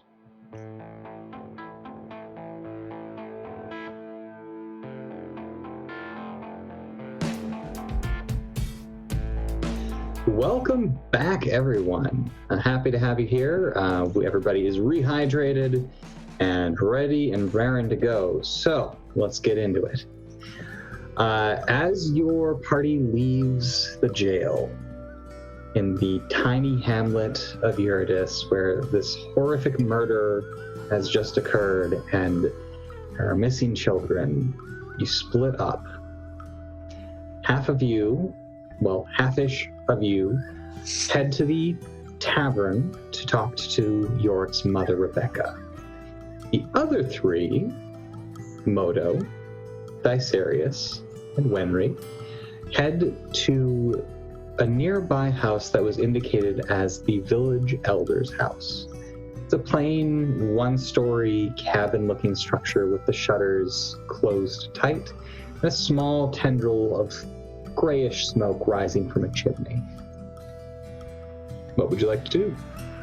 Knock on the door. Wenry would have liked to also have taken one of those letters with him. Okay. On the way, Moto's like, Wenry, I was thinking about something that Dysarius was talking about. The farmlands are bad by the house, and as we got closer to the town, you said that they tasted better, right, Dysarius? Yeah, everything by the farm is real bad, and everything away from the farm is real good. So you and Wendela, you should do some math thing about circle. So if it's bad here and less bad there, we should figure out where else it's less bad, and maybe there's a radius we can find a center, and that's where the bad stuff is, and we can hunt it. Well, I think the center is the house. I think we already found it. Well, okay. Also, you could just go do that. We have some time. All right, I'll be back.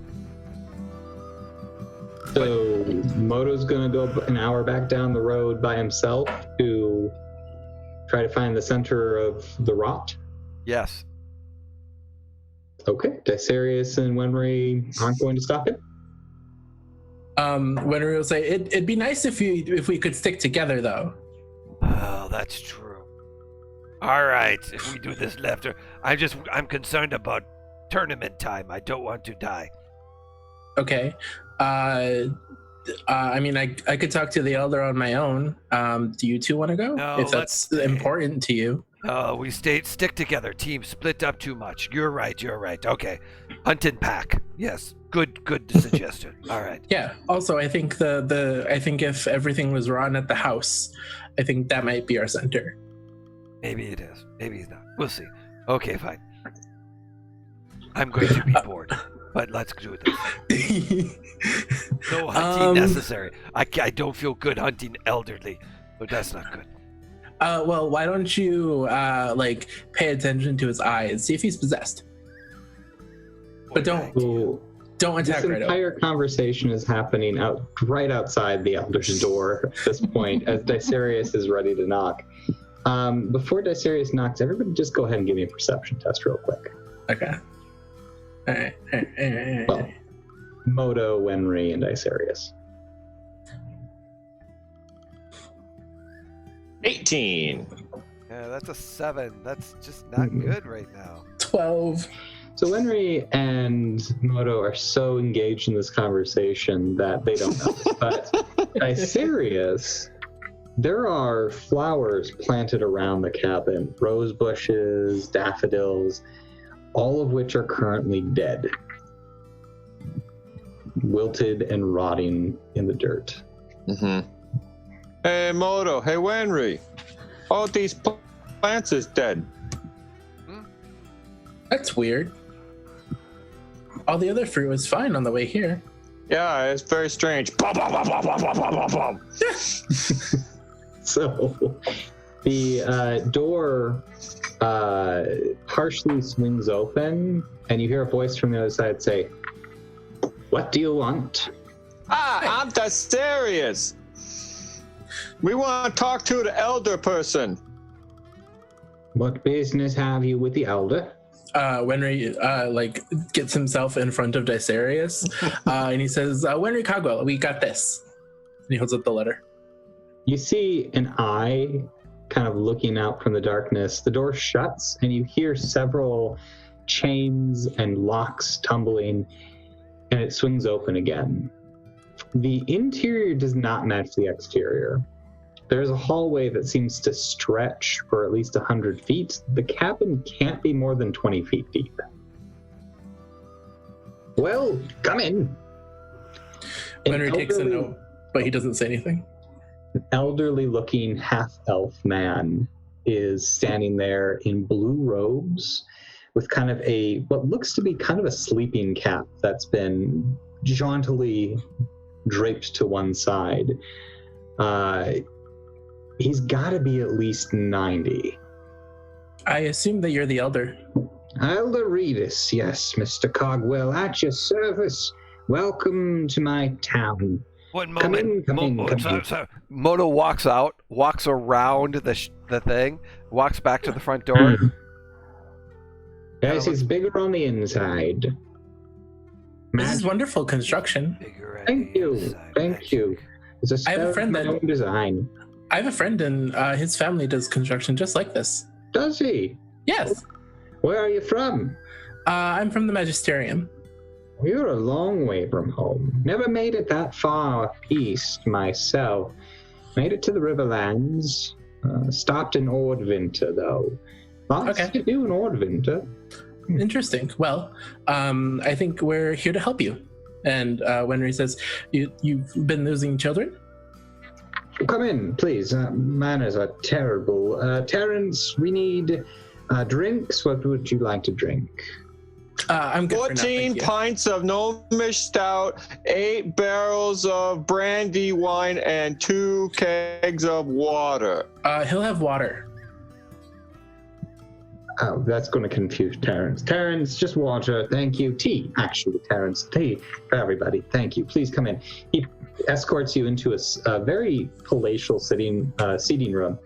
There's some comfy couches. There's books all over the place. There seems to be sort of an arcane workbench for spellcraft. And you see trophies mounted on the walls of various monsters that have been slain and taken as trophies from a career, probably an adventuring. Wenry looks at all of the monsters. Do any of them have large gray feathers? There's an owl bear, there's a rock, there's not many others that would have feathers, though. Okay. Moto's looking at like which one he's hunted. Is it bigger or smaller? He's kind of sizing up this hunter versus his list. So a tray suspended in the air floats over to the coffee table and sets down. It has a number of saucers and a large carafe of steaming water. Please, sit. So, you're here to help. That would mean that Kellett found his way to Bristol already. Very involved in that book, I suppose. Unfortunately, no. We happened upon him on the road, and he had been attacked. Oh, no. He died there. Oh. We've already given your sheriff his location. Yes. But we want to know more information on what's happening here in town. I'm afraid my information's not very good. I don't know what is going on, which is frustrating considering the years I've spent in your line of work. Okay. Come, your plants are all dead. As he sits on this tiny little chair. I beg your pardon, but what do you mean, my Your friend? plants outside, all your bushes all dead. How come that is? Oh, just like the plants at the farm. A bit of rot. We've been having a pestilence problem as of late. Nothing to be concerned about, really. Well, actually, the rot seems to be centered on the house where, the recent killing was. Are you sure of that? Not certain. I'm 85% sure, in fact. Well, I suppose you will have some investigating to do then. For my part, I suppose you're here to discuss payment.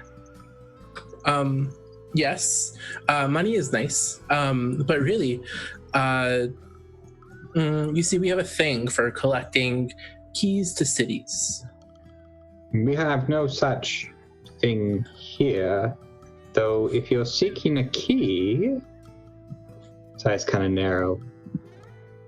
Yes, I think I might have just the thing for you. Oh, really? He seems to be sizing you up for a moment. Unfortunately, the tax collector was by just a fortnight ago.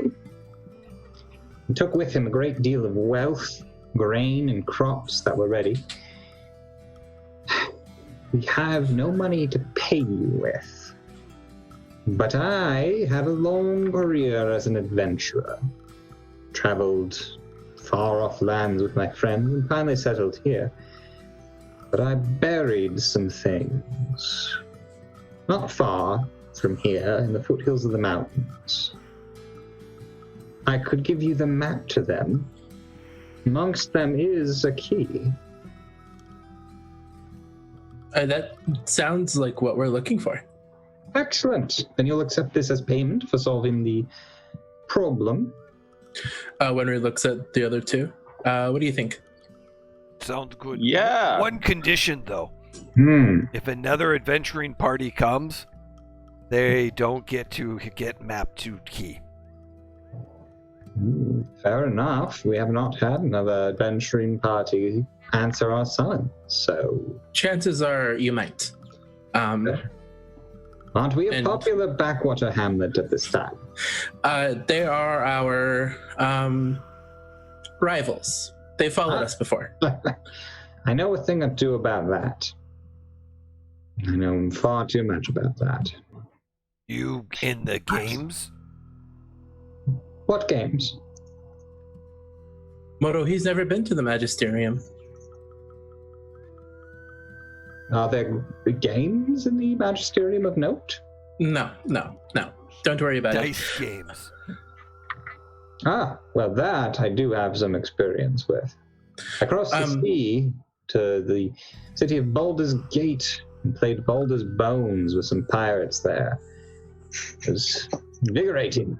I lost. What lost can you? a lot. So, what can you tell us about the Swallowstilts? Well, it's a lovely family. Lives a little bit along the road out of town. Yorick, I believe, is the name of the son. Goes to school at the temple with the other children. Kaivar has a bit of a drinking problem, but he's been keeping his nose clean for a while. Rebecca's a nice lady. She's not from around here originally. Do you know where she's from? No, I don't, I'm afraid. Probably Bristol, maybe Paragal, if I had to venture a guess on the other side of the mountains. Okay. What can you tell us about the temple leader? Oh, Father Bertram? Harmless.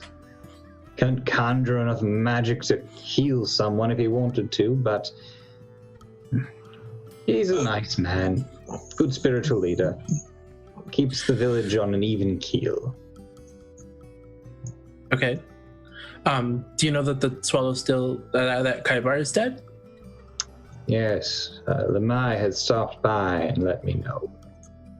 It's terrible that. They say Yorick did it. Hard to believe. He's always such a good boy. We have other companions, and one of them thinks that Yorick may not have done it. Oh? What is your companion's theory? That he may have been compelled to. Interesting. He was persuaded into doing this. Corrupted, perhaps. Yes, much like the plants. Oh, corruption does spread. That is something worth pursuing, I think. Oh, excuse me. Old wound acting up. How'd you get that wound? What'd you fight? Oh, I was cornered by a war band of orcs.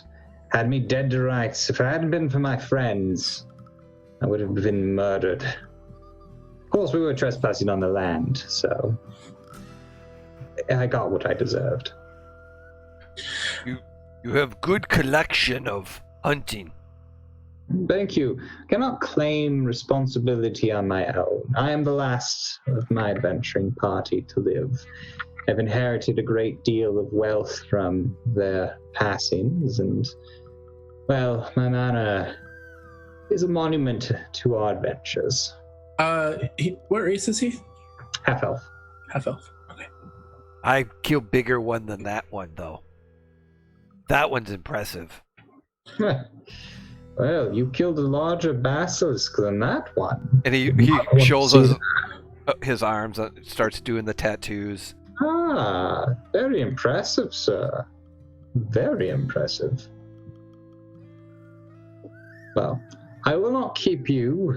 I won't prevent your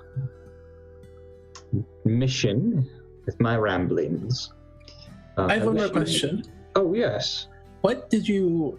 I know that adventurers specialize in different sort of like techniques and what have you. What did you specialize in? Oh, I am a wizard. And he kind of conjures a shower of sparks from his hands. Oh, what school? Jasarius Quads. Wow! Thank you. I specialized in transmutation, but later in life started to gain more of a keen interest in abjuration magics. Okay. Are you too a wizard, sir? I am not. In fact, Wenry gives like a sharp whistle and has Bastion like come around the corner. Oh my, a construct. The design's ingenious. Thank He you. kind of gets up and puts on a pair of spectacles and starts to kind of tap and explore Bastion. I see what you did with these couplings here. That is inspired. I take it that would prevent the wearing on the main processing unit. Behind. Yes. That's Yes. Genius.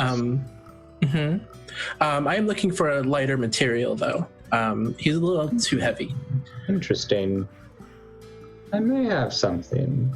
I'll have to do some digging through some of my older rooms, but let me see what I can find. If you are able to solve this problem for me,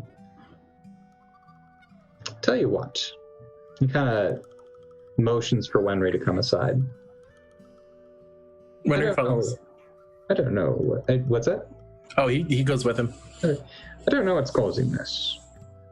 But if it's some sort of entity, bring me back a piece of it, and I will give you whatever light materials that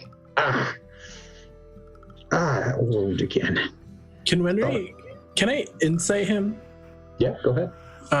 Just to get a feeling, like, just to like get a feeling, like if his intentions are genuine. Can I join that since the entire conversation his job was to watch him? Yeah, go ahead. Insight.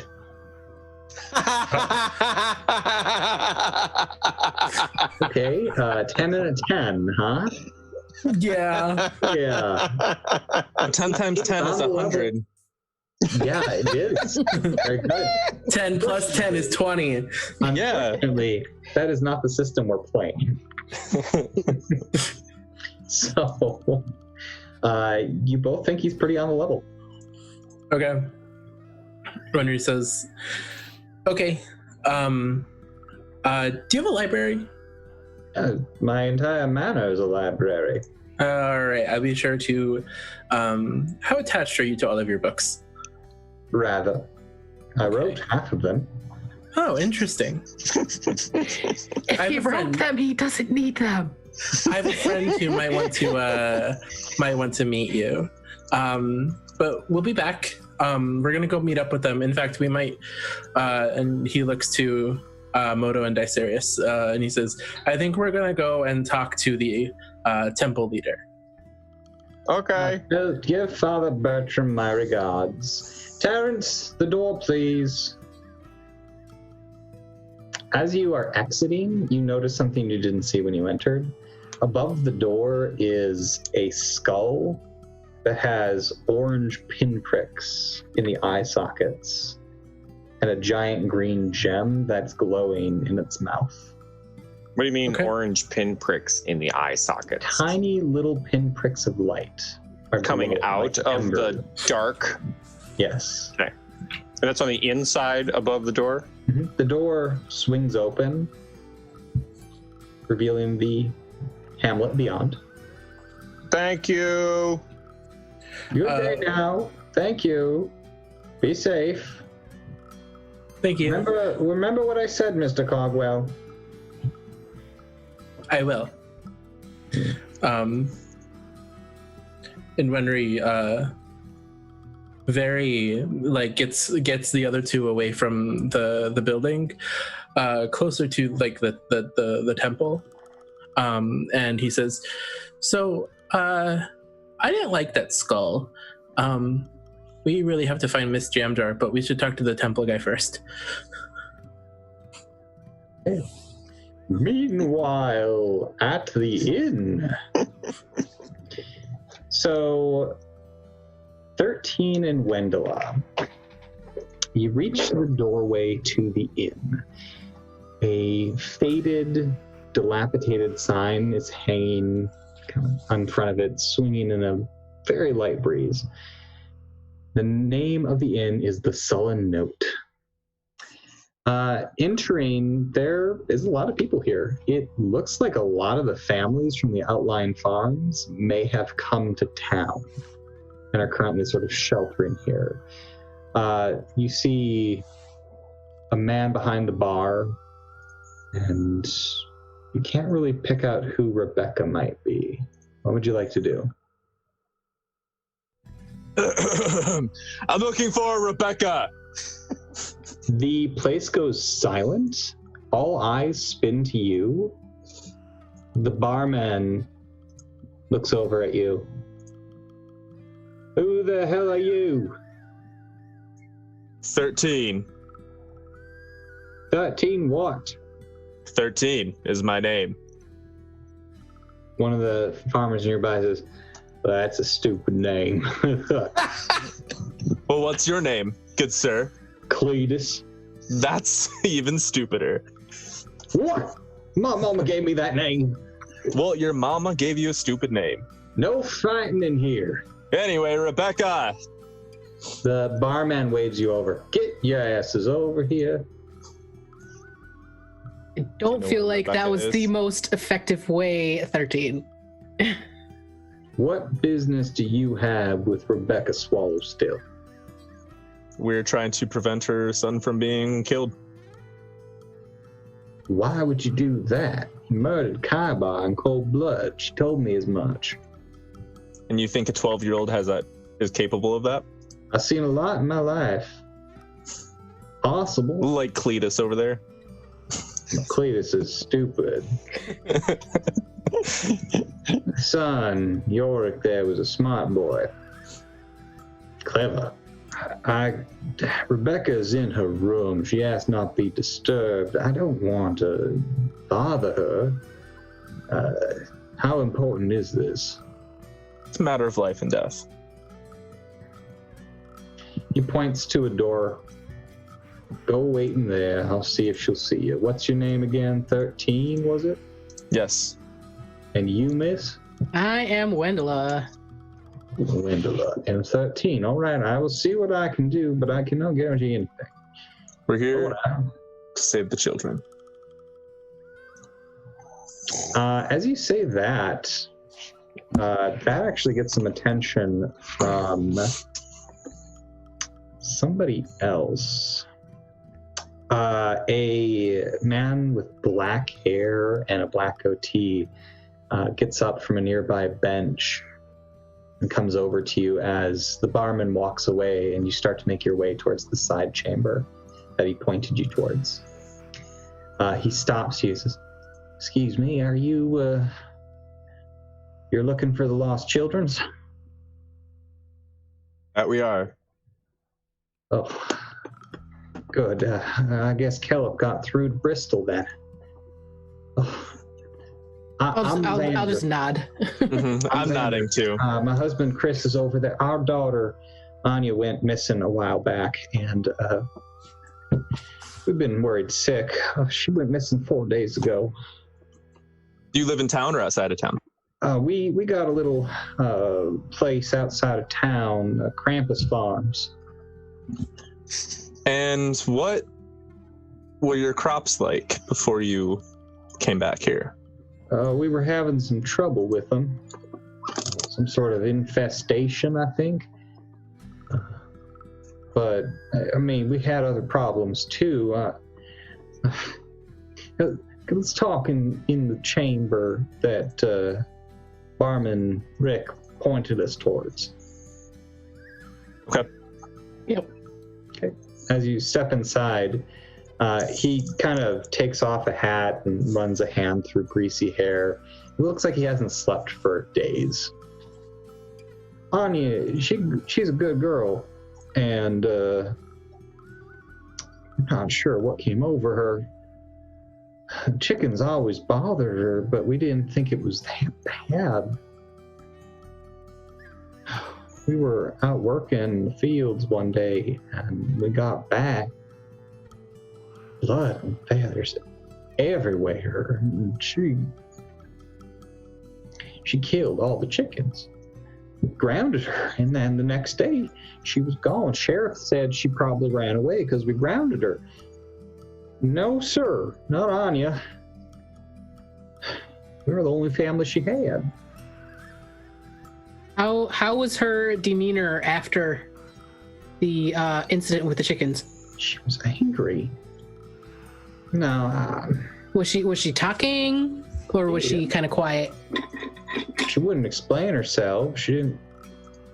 It was almost like she didn't really seem like she knew what she was doing. She came back, though, from the field. She was smiling, covered in blood and feathers, and smiling. Oh, sorry, I got no more tears to cry right now. Sir, I need 2 things from you. 3 things. Right. 2 things. Yeah. 1, I need a deerstalker hat. And 2, I need a pipe that blows bubbles. Because we have a mystery to solve.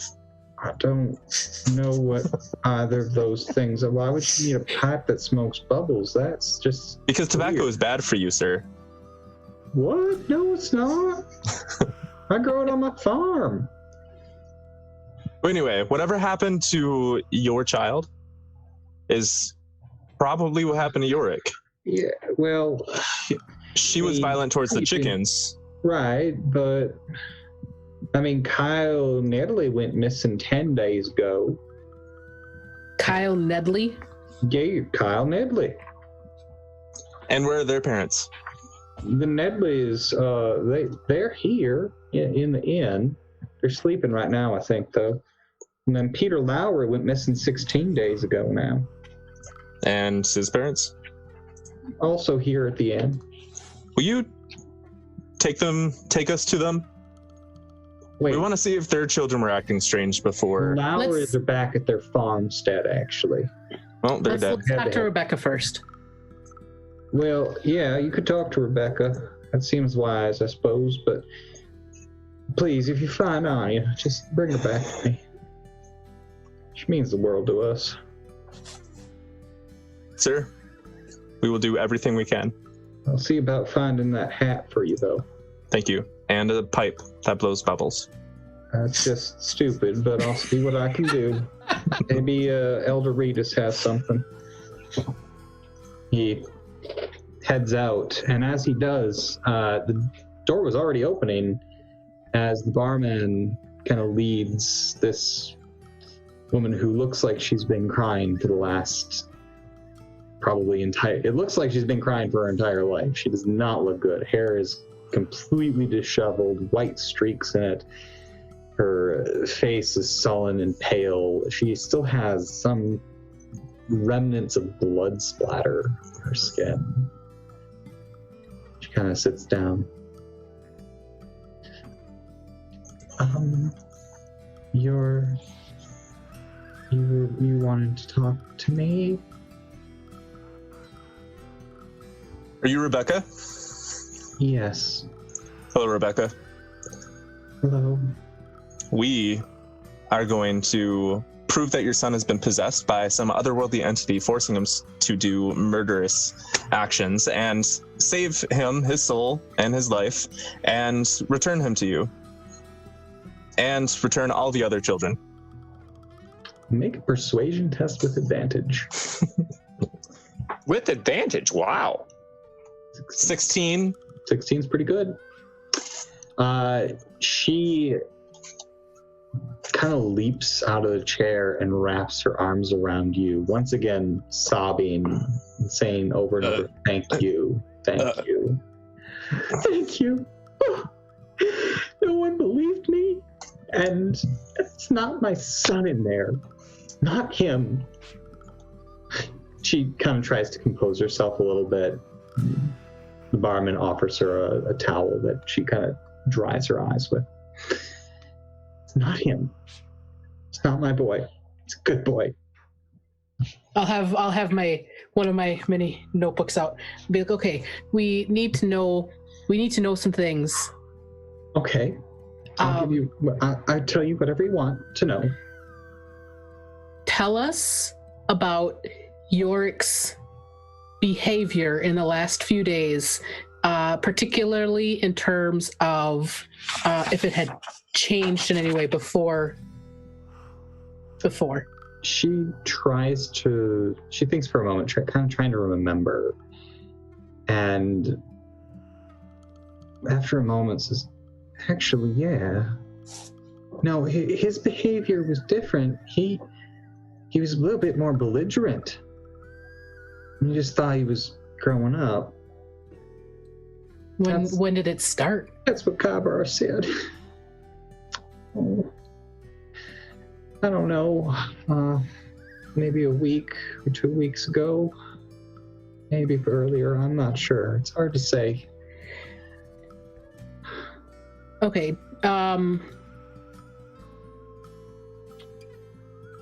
So, out of character. So Anya was most recently before, then Kyle, then Peter. Peter's the longest one, who was 16 days. 16 days. Okay.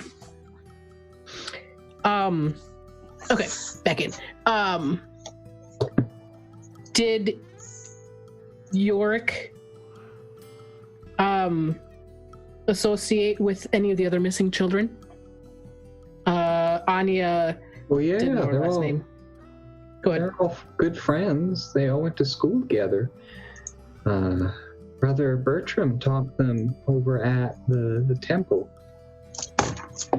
And who's the one that looked at Yorick to determine whether or not he was possessed? Brother Bertram, from the sheriff, he used that wand of his. The sheriff has a wand? His wand of magical detection or something. The sheriff didn't mention that. Wand of detect magic? Said it wasn't magic. And then the priest tried exorcism, right? And it didn't work. Did Yorick and all of these other children have any place that they would go play or anything that they would do together? I mean, they would run all over the place around the lake. Did they find a new place in the last 3 weeks or so? Not that I'm aware. Nothing that had changed about... What's the other one's name? Stephen Timms. He's a friend of theirs too. Stephen Timms? Is that another missing? He's not missing. At least I hope not.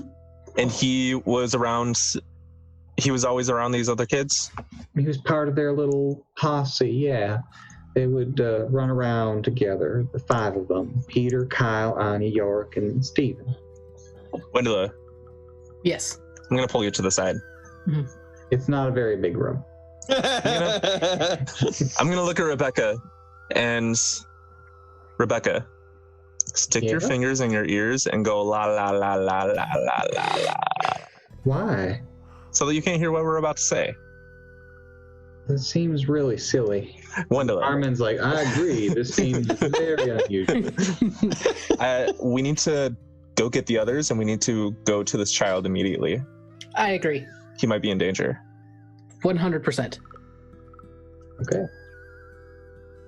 So you leave? Yes. Thank you, Rebecca. While she's still going la la la. I'll kind of pull her elbow. We appreciate your assistance. Well, I appreciate you. And Steve, would you get me some water? I'm very parched, which is mean the world to me. He nods and very hesitantly leaves the room.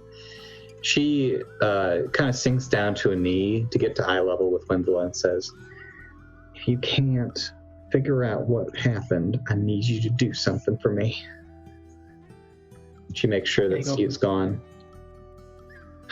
I need you to break my boy out of that jailhouse and take him to Rollins Crossing where he'll get a fair trial. Magistrate from Bristol's just gonna kill him. But Rollins Crossing might spare him.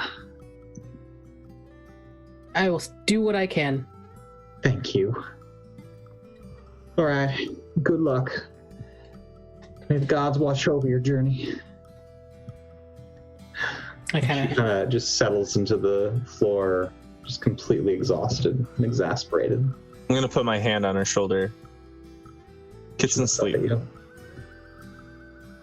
Because she nods. You have nothing to worry about. Not anymore. Okay. I turn to Wendela. I'm trying to get the mother vote for all the support. Just kidding. I did not do that. I was gonna say. 13 is sincere above all else. Okay. All right. I did.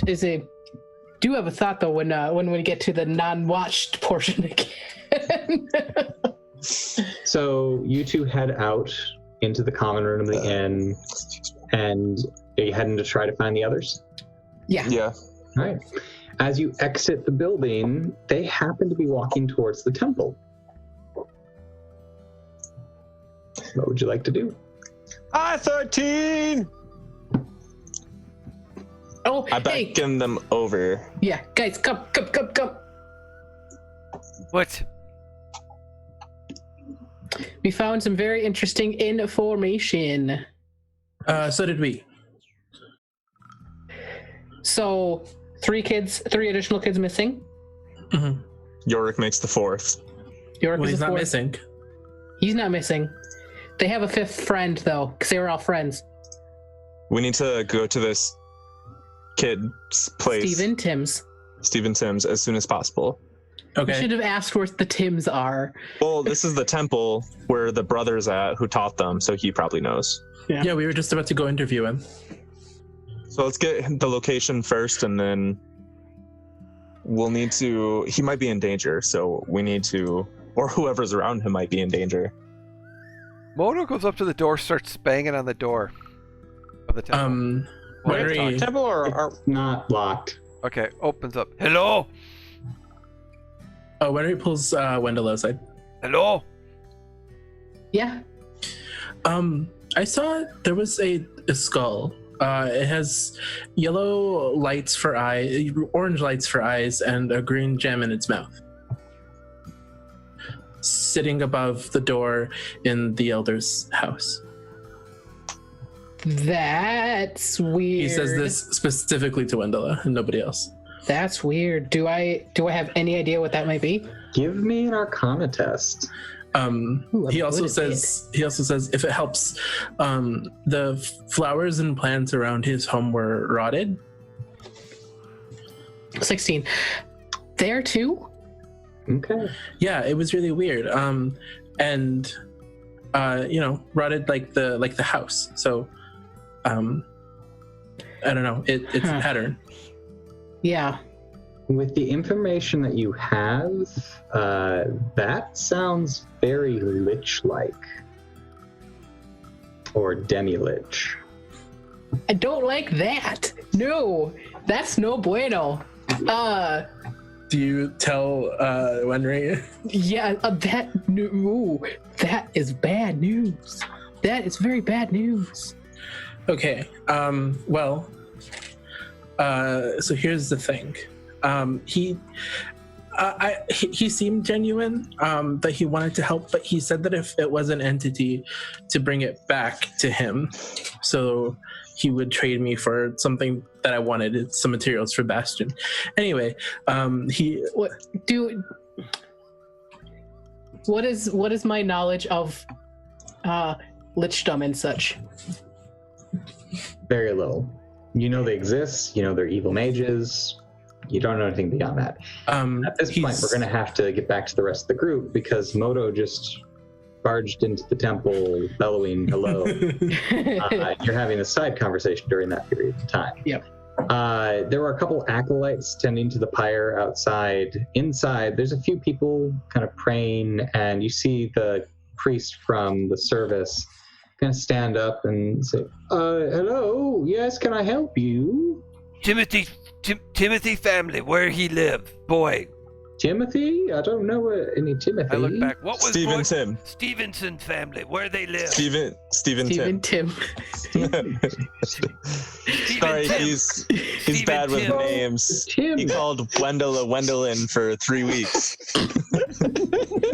Tim live south of town. Follow the lake road and you'll get there. They're fishers by trade. Okay. Oh, thank you. Let's go. I'm going to Moto's roll a not running. perception check around the temple to see if I see any dying plants. Okay. I rolled an 8. You do not see any dying plants. In fact, you see no plants. Moto's going. Yeah, Moto's out the door. He's out the door running. It's like, let's go. And just. Wait, Moto, wait! I chase Yes. after him. So the party all tries to keep up. thought we were supposed to talk. Okay. Run. Have a good day now. So as you charge down the road indicated towards the lake, you kind of crest a hill, and you can see that there is a large, pretty big lake actually that you happen to be next to, and you can see a number of small, what look to be homesteads along the lake's edge. But the trail seems to lead towards one in particular. Continuing to follow it, it takes about 20 minutes. You arrive at the Timms homestead, and it's very quiet. Moto goes right up to the door and starts banging on the door. Door's open. Opens up. Hello, who here? Everyone You are alive? greeted by the scent of death and decay and a buzzing of flies. You see two bodies lying on the floor of the kitchen. A man and woman. The rest of the party catches up. I get up to the door and I smell it and I go, ugh. How This is long what I they've was been afraid dead? of. Is there a way to someone help me and look to see how long they're dead? And I'm looking to see if there's any blood trails from someone who killed them and which direction they went, or just Two different tracks. checks. As a hunter, you can't tell how long they've been dead by the smell of it. I usually would require a medicine check. He eats them before they decompose. So, Moto, we're going to start with a medicine test. If anybody would like to assist in this, you can have advantage. Wenry is very busy making his shirt smell like oranges, so he doesn't have to smell the death How smell. is medicine wisdom based? It is. I'm going to That's bonkers. suggest that Wendella help. I mean, I can try to help, but not very good at it. I'm okay with like each individual, however you want. I'm whatever the if I had advantage or not, I don't know. So All right. I'm okay if I failed. I was like trying to get a quick idea of what the bodies, but then it's the trails that I was mainly looking. If decomposers like flies are on the body, then they've been dead for Been a quite some while. time. Yeah, you look over the bodies, you get that little piece of sage advice, and yeah, it's hard to tell, but they're fairly intact for this number of flies. You can't really tell how long, though. Tracks? There are... Give me a survival test. That's the one. There are tracks. Small humanoid tracks lead out the back door and down towards the lake. I follow it. I go tracks, and I go down to the lake. Okay. Wenry follows him. Emerging out the back door, the tracks get to the lake, and then they turn abruptly, heading north. And at that point, you hear a voice from behind you as you're looking north that causes you to spin around. Somebody says, "Wait, who are you?" I wanted to see how big these footprints were, these tracks. Are they Wow. child-sized? Oh my god. There's two sets of them. Oh. I'm just serious. When we followed Moto out, and he turns around to see who the So voice is. there is a blonde elven woman standing at the lakeside looking very perplexed. She has kind of bluish flowers woven into her hair and is carrying a large wooden staff. On her belt is a small yellow bag. I'm sorry, who are you? She doesn't I'm have a not glow or serious. anything, does she? No, she does not Okay. glow. Wenry stops and he puts a hand out reflexively and says, "Wenry Cagwell, nice to meet you." She kind of takes your hand and shakes it. Bifara. Ifara? But Bifara. Bifara. Bifara, yes. It's a family name. What are you doing? We're looking for a kid. Oh, that's right. The children were going missing. I've been more concerned about the crops. I'm sorry, are you from around here? Sorry, Bethara of the Purple Song Grove. Have you not heard of us? We're not from around here. Grove. Oh, okay. Well, I was asked to come check out the crops. Are a druid or a cleric? Druid is the popular term. Yes. How come all the plants around here is all weird? I don't know. I'm trying to figure it out. It's not just the plants, though. It's the animals, too. Have you noticed? No, I have not seen any aminals. That's the problem. Oh. Not even insects, really, except for bugs and some slimy things and snakes. And the fish. I was just in the lake. And the fish, they won't get anywhere near this place. So I thought probably bears taking a look at. Are the crops getting worse, like centered towards this house? I mean, it's spotty all over the place, but there's a number of spots that are worse than others. Are they by houses? Sometimes. Sometimes there are other places, but there's that grove that Tell us about the grove. Oh, what did the locals call it? Briar Copse, I believe. Copse? Copse, yeah. It's a hill which kind of points in a direction, indicating where it is. Is it north? It is. Are the tracks leading to it? The tracks actually got to the lake and then headed north. Yes. They started to fade away at that point. Okay. I think we need to go there. I think that's where we need to go. What does everybody else think? We need to move. Let's go now. Is she coming? Are you ally coming with us, or are you foe? I'm not your enemy, but Okay. I mean, I'm supposed to figure out the crop situation. Well, we're trying to fix help? we're trying to fix the kids situation. What I think kid? they're connected. Oh, the missing kids. That's right. Did you forget about the missing kids already? But people aren't my thing. Druids are kind of like this. Okay, I'm one with the trees and the plants, and my trees and my plants are having a hard time right now. Okay. They're essentially. Yeah, none of them taste very good. Well, the people of this town take care of the trees and the plants in this area. Well, they try their best. Anyway, people are dying. There are 2 dead people in that house. We think a kid may have killed them, but not the kid. Maybe somebody controlling the kid, and the person controlling them may be also sucking the life out of your plants. So tell us more about the lake that you know. Lake Aria?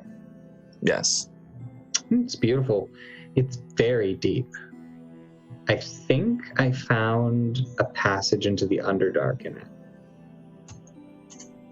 But it might have just been a really deep spot. There's a lake monster. Tell us about the lake monster. It's what is the proper name for it?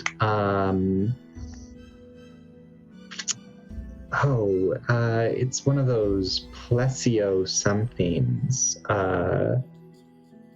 Big flippers, very sharp. Okay, thank you very much. This is very good information. I appreciate you, everything you're doing. I've got to go. Thank you. Okay, he's very intense. I'm going to reach out and say, if you would like to figure out what's going on, come with us. Make a persuasion test. Let's see what happens. Do you get an ally? 4. Ooh. I'd love to, but I need to check on one other place first. But I'll tell you what, you're going to the Copse? Yes. Yes. I'll meet you there later then. Just whatever you do, don't be anywhere alone with children. That won't ever happen. I don't like to be anywhere with children, period. Wenry has one more question. He's like hopping like on like foot to foot, like ready to run. And he says, one more question. Who invited you here to help? Euradis. Okay, great. And then he goes. Bye, nice lady. Have fun storming the fortress.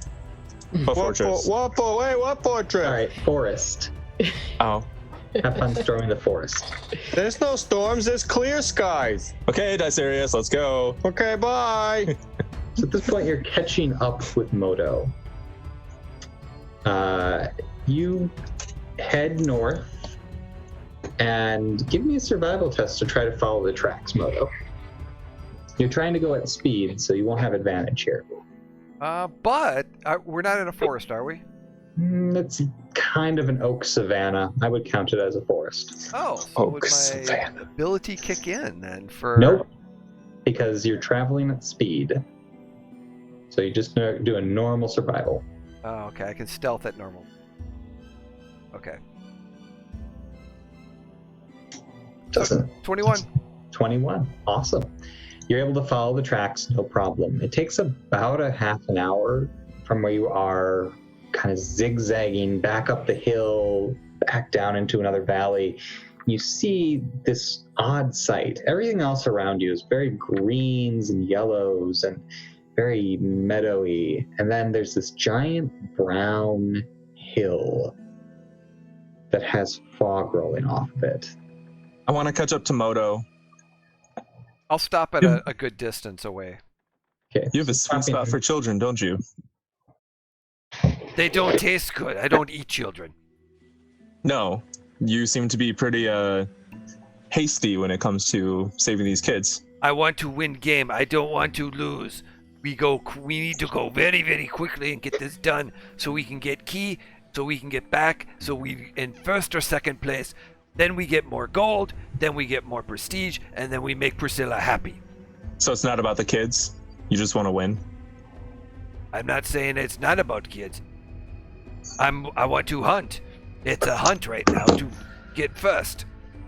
Oh, I just forgot to tell you. The elder says he has a treasured key that he buried a long time ago from when he was an adventurer.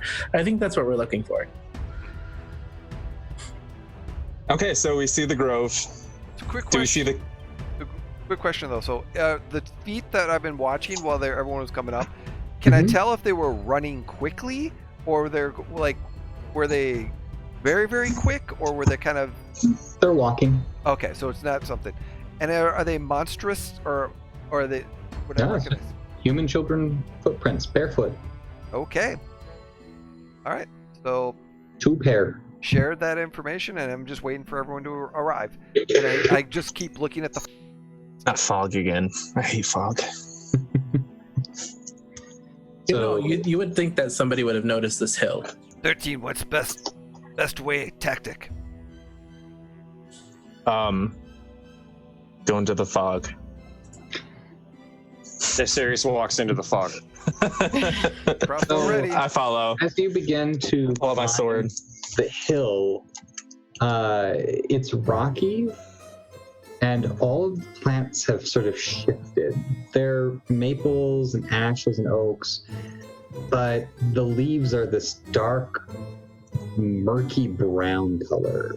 And all of the trees seem to be giving off this fog that has a kind of sour scent to it. Even the songbirds have vanished as you enter this place. You continue to follow the tracks as they wind up the hill. Jay, would you shift us over to the battle map so everybody can see what they're looking at? Oh, yay. Oh, great. And we are transferring over. There we go. Betty. Betty Spaghetti. Okay. There is a hut. Oh God, is it the Goldshire kids? All right, we lost them again. Oh no! That's serious. What? Whatever happens, don't let any of our party members hurt a child. Okay. I'm a little concerned that they're too focused on winning and not the people that are hurting right now. We're not gonna hurt any kids. Exactly.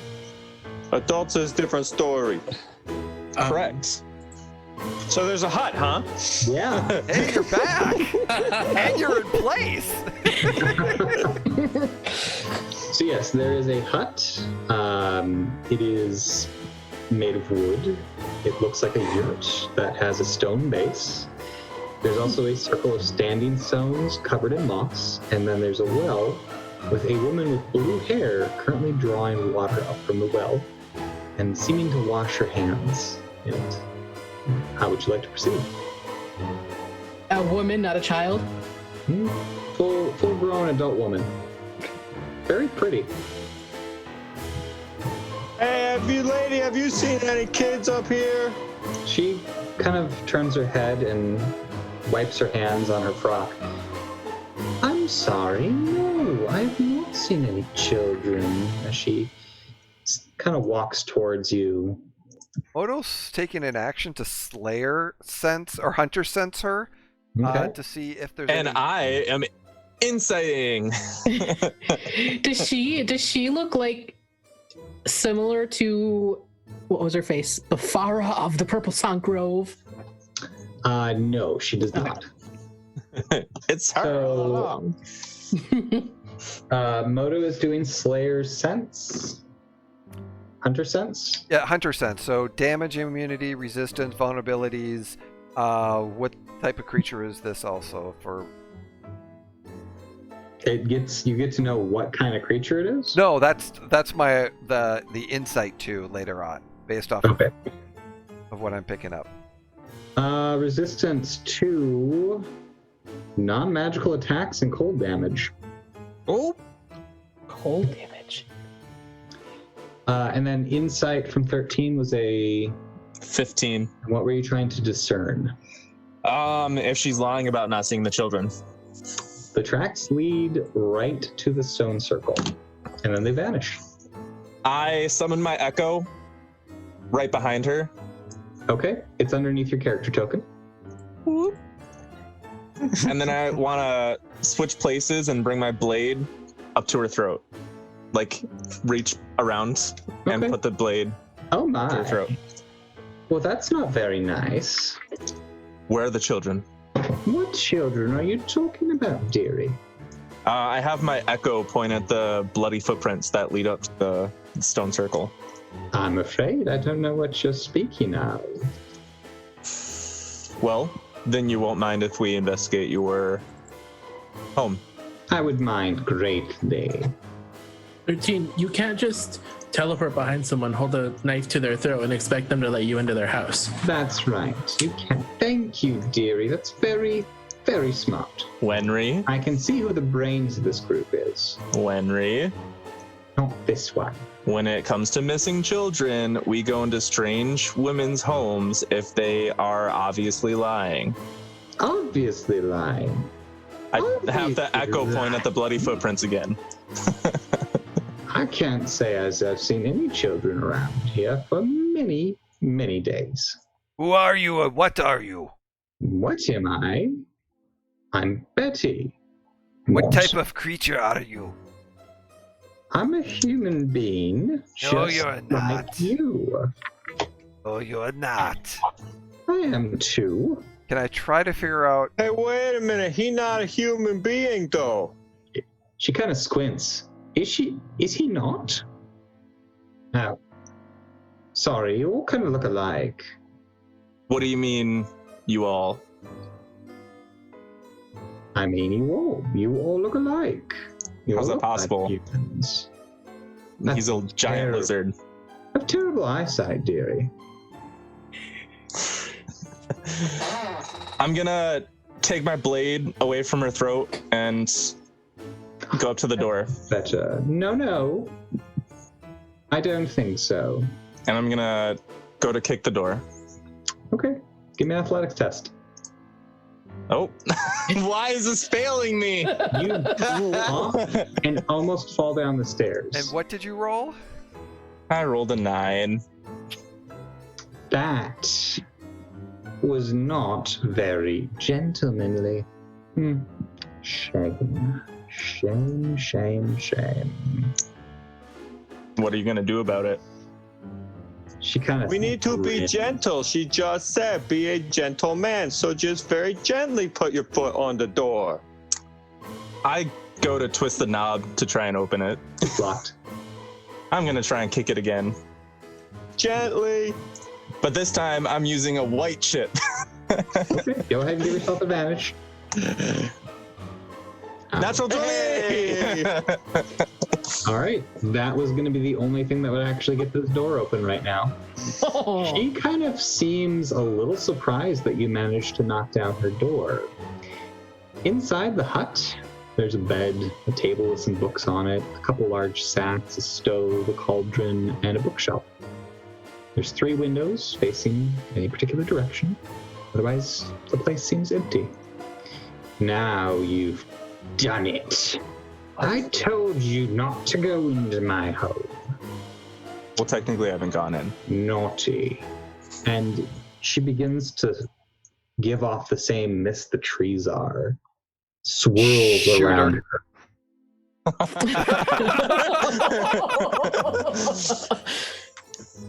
Okay, go ahead and make an attack roll.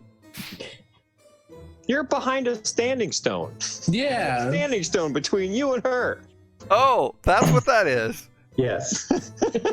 It's about 13 feet tall, so you're there now. Okay. Okay, so I'll move there and shoot her. Okay. All right, here we go. We're doing double shot, so... Oh, as a bonus action, we're going to Slayer... Slayer's Prey as a Okay. bonus action. Get off 2 shots because of funky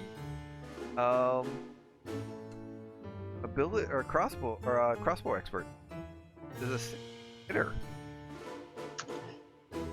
No, it is not. Also, Oh. both my shots missed. So Moto raises up his crossbow as she begins to swirl with this mist and takes off 2 quick shots on her, both of which just seem to plink off whatever is underneath. The mist expands and grows till it's about 11 feet tall, and then fades away, leaving in its wake a much larger figure, hunched, disfigured. Beatrice's true form is revealed to be that of an anise hag. I'm just gonna look at everyone and be like, still think I should be polite? And that's where we're going to end it for this week. Winter shots, yes. Oh. All Yay! right, so we'll begin next episode in combat with this creature by rolling initiative. Oh, man. Well done, everybody. At least there's only one right now. Right now. I want to know where the kids are. They're down the well. They're totally down the well. They're dead, and you know that they're dead. Oh. The answer may surprise you. All right. They've been Well, I want to absorbed thank into everybody her body. for joining us tonight for this adventure, this journey with us. We do have a couple plugs to make. I wanted to give a shout out to Tyler Lee, who did join us this evening as Anderath, the host of the World's Greatest Dungeon, and will be doing so again from time to time. He has a YouTube channel called Misguided Content, where he does video game playthroughs and blooper reels and all sorts of fun stuff. So you should definitely check that out. He also does Twitch live streaming for those games too, which then end up in the videos on YouTube. Deb, did you have anything you wanted to plug this week? Yeah, check out the Mage and Rage Twitch channel for awesome content using D&D systems and Mask, a superhero TTRPG. Nice. And Jay, did you have anything you wanted to plug? Yeah, so again, Jay, you can find me at NeoFed3 on Twitch, or excuse me, Twitter, if you're looking for there. But at the end of the month, there is Jasper's Con, which is the extension of Jasper's Game Day. It is starting Wednesday the 26th through Sunday the 30th. They'll be live streaming on a regular basis all days. There's going to be a lot of people, and it's for a very good charity. And for those of you that don't know, Jesper's Game Day is specifically for suicide prevention, and it's a charity that the money is made to help people train to prevent or help people with suicide prevention. That's what I got, and it looks like Brian. Wait, I think he froze again.